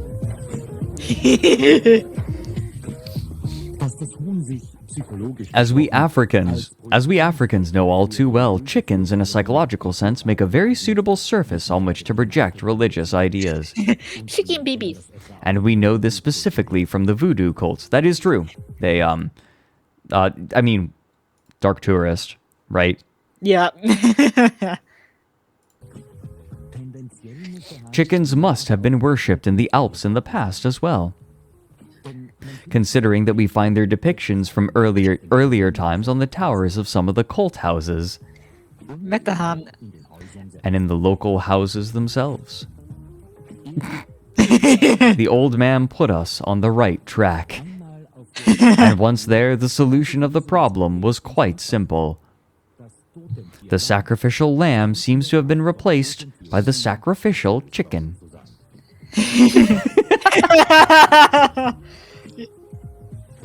Arise, chicken. Once aware of this fact, we found clues and evidence everywhere we looked. Chickens seem to be the most beloved pets. They are kept in greater quantities than any other animal that the Upper Austrians managed to tame. And chickens even play an important role in the linguistic imagery of the people, as an old farmer has revealed to us. Hold on a second. I'm afraid that they're going to, like, show a pee-pee or something. I'm pretty Like, sure they're going to not make a gonna. cock joke. I don't think so. I'm just double-checking. Okay, we're fine. Fred, Hi, this... Leroy. Hello. You was ban? Look, Fred. They have been making this documentary with so many good jokes. Do you really think they're gonna take the low-hanging fruit there? Do you really think they're gonna get so low and use the lowest hanging fruit? This is Vex giving a backhanded insult. Oh. I'm not. How are you doing, Leroy? It's good. It's good to see the French ferret. Hold on. Ah, the French. Nah, the French. I'm doing well. We're watching a mockumentary. It's a fake documentary where Africans go to the strange region of Upper Austria and document the tribes there.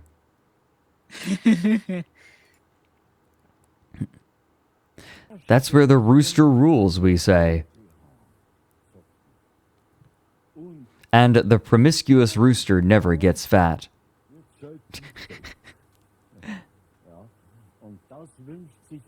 And what every man here wishes for: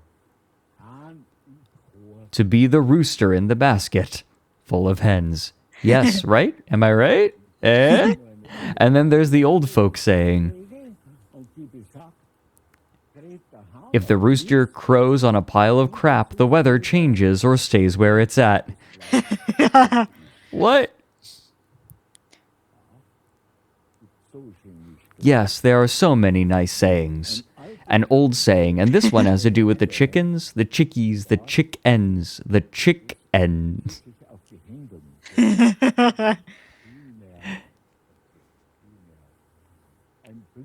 A blind chicken also sometimes finds a corn kernel.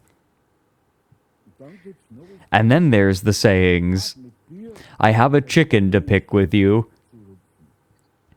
I know this one, yeah. Or to go with the chickens early to bed.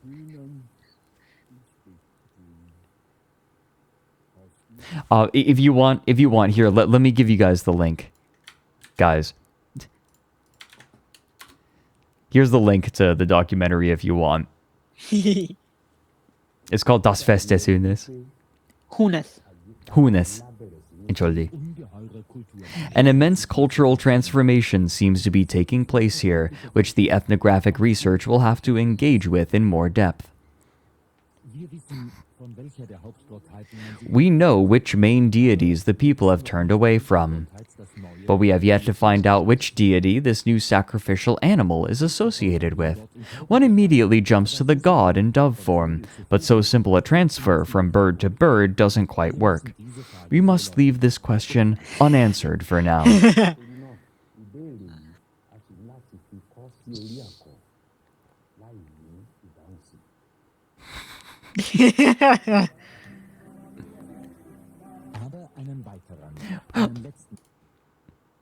Listen to the music in the background.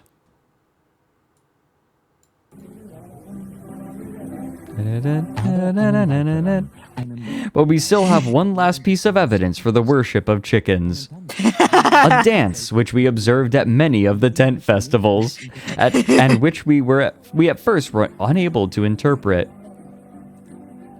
The chicken dance.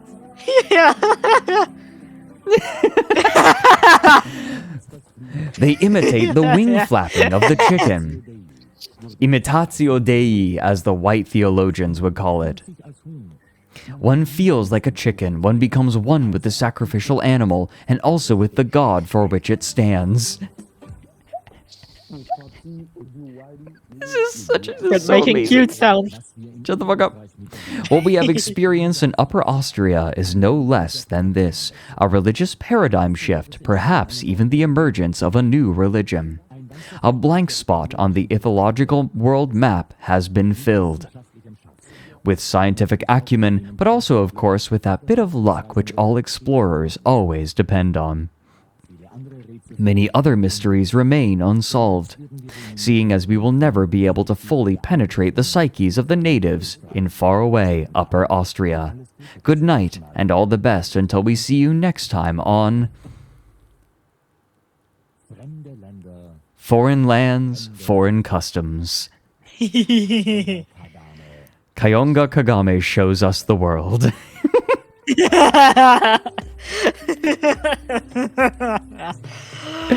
Oh my god. Fred, thank you Wow. so much for showing this to me. This was so fucking good. Oh, how did I not know about this sooner? This is criminal. What a great little hidden gem. Right? Yeah. Thank you so much, everyone, for watching this with me. This was perfect. Oh.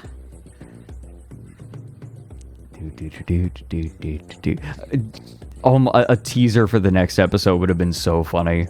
Oh my god.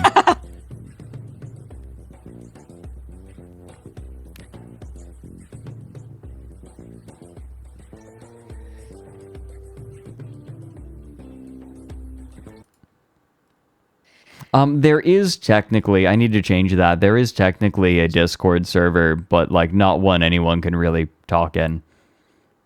I just use it for stream announcements. Yep. I mean, that's a good way to use a Discord for people Yeah. who wanna use emotes and want to get the announcements. Yeah, because some people like Discord for that. Yeah. I mean, that's what I did with mine. Yeah, and it's also a place for me to share, like, oh yeah, here I'm joining someone else on their stream. And actually, I picked up Darktide, Warhammer 40k Darktide, and I'll be playing. I let Limes know, and so I might be playing with Limes. And Mike apparently picked it up, so we might all play together. 3 guesses as to which class I took. Huh? I chose Psyker, and I chose the Loner, who has a very strong German accent in like just the most obnoxious, like mad scientist voice.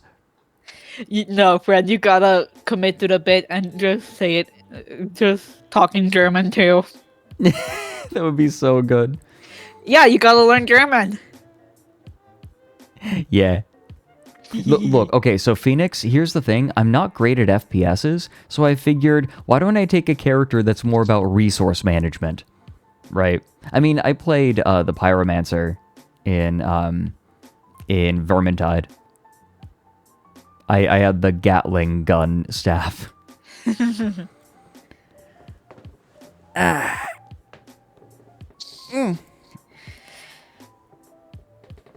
trying to crack my back. I'm also stretching. Yeah. No, I'm looking forward to playing, but I got it specifically to play with Mary. Merryweather. Yeah. He was like really wanting to play it.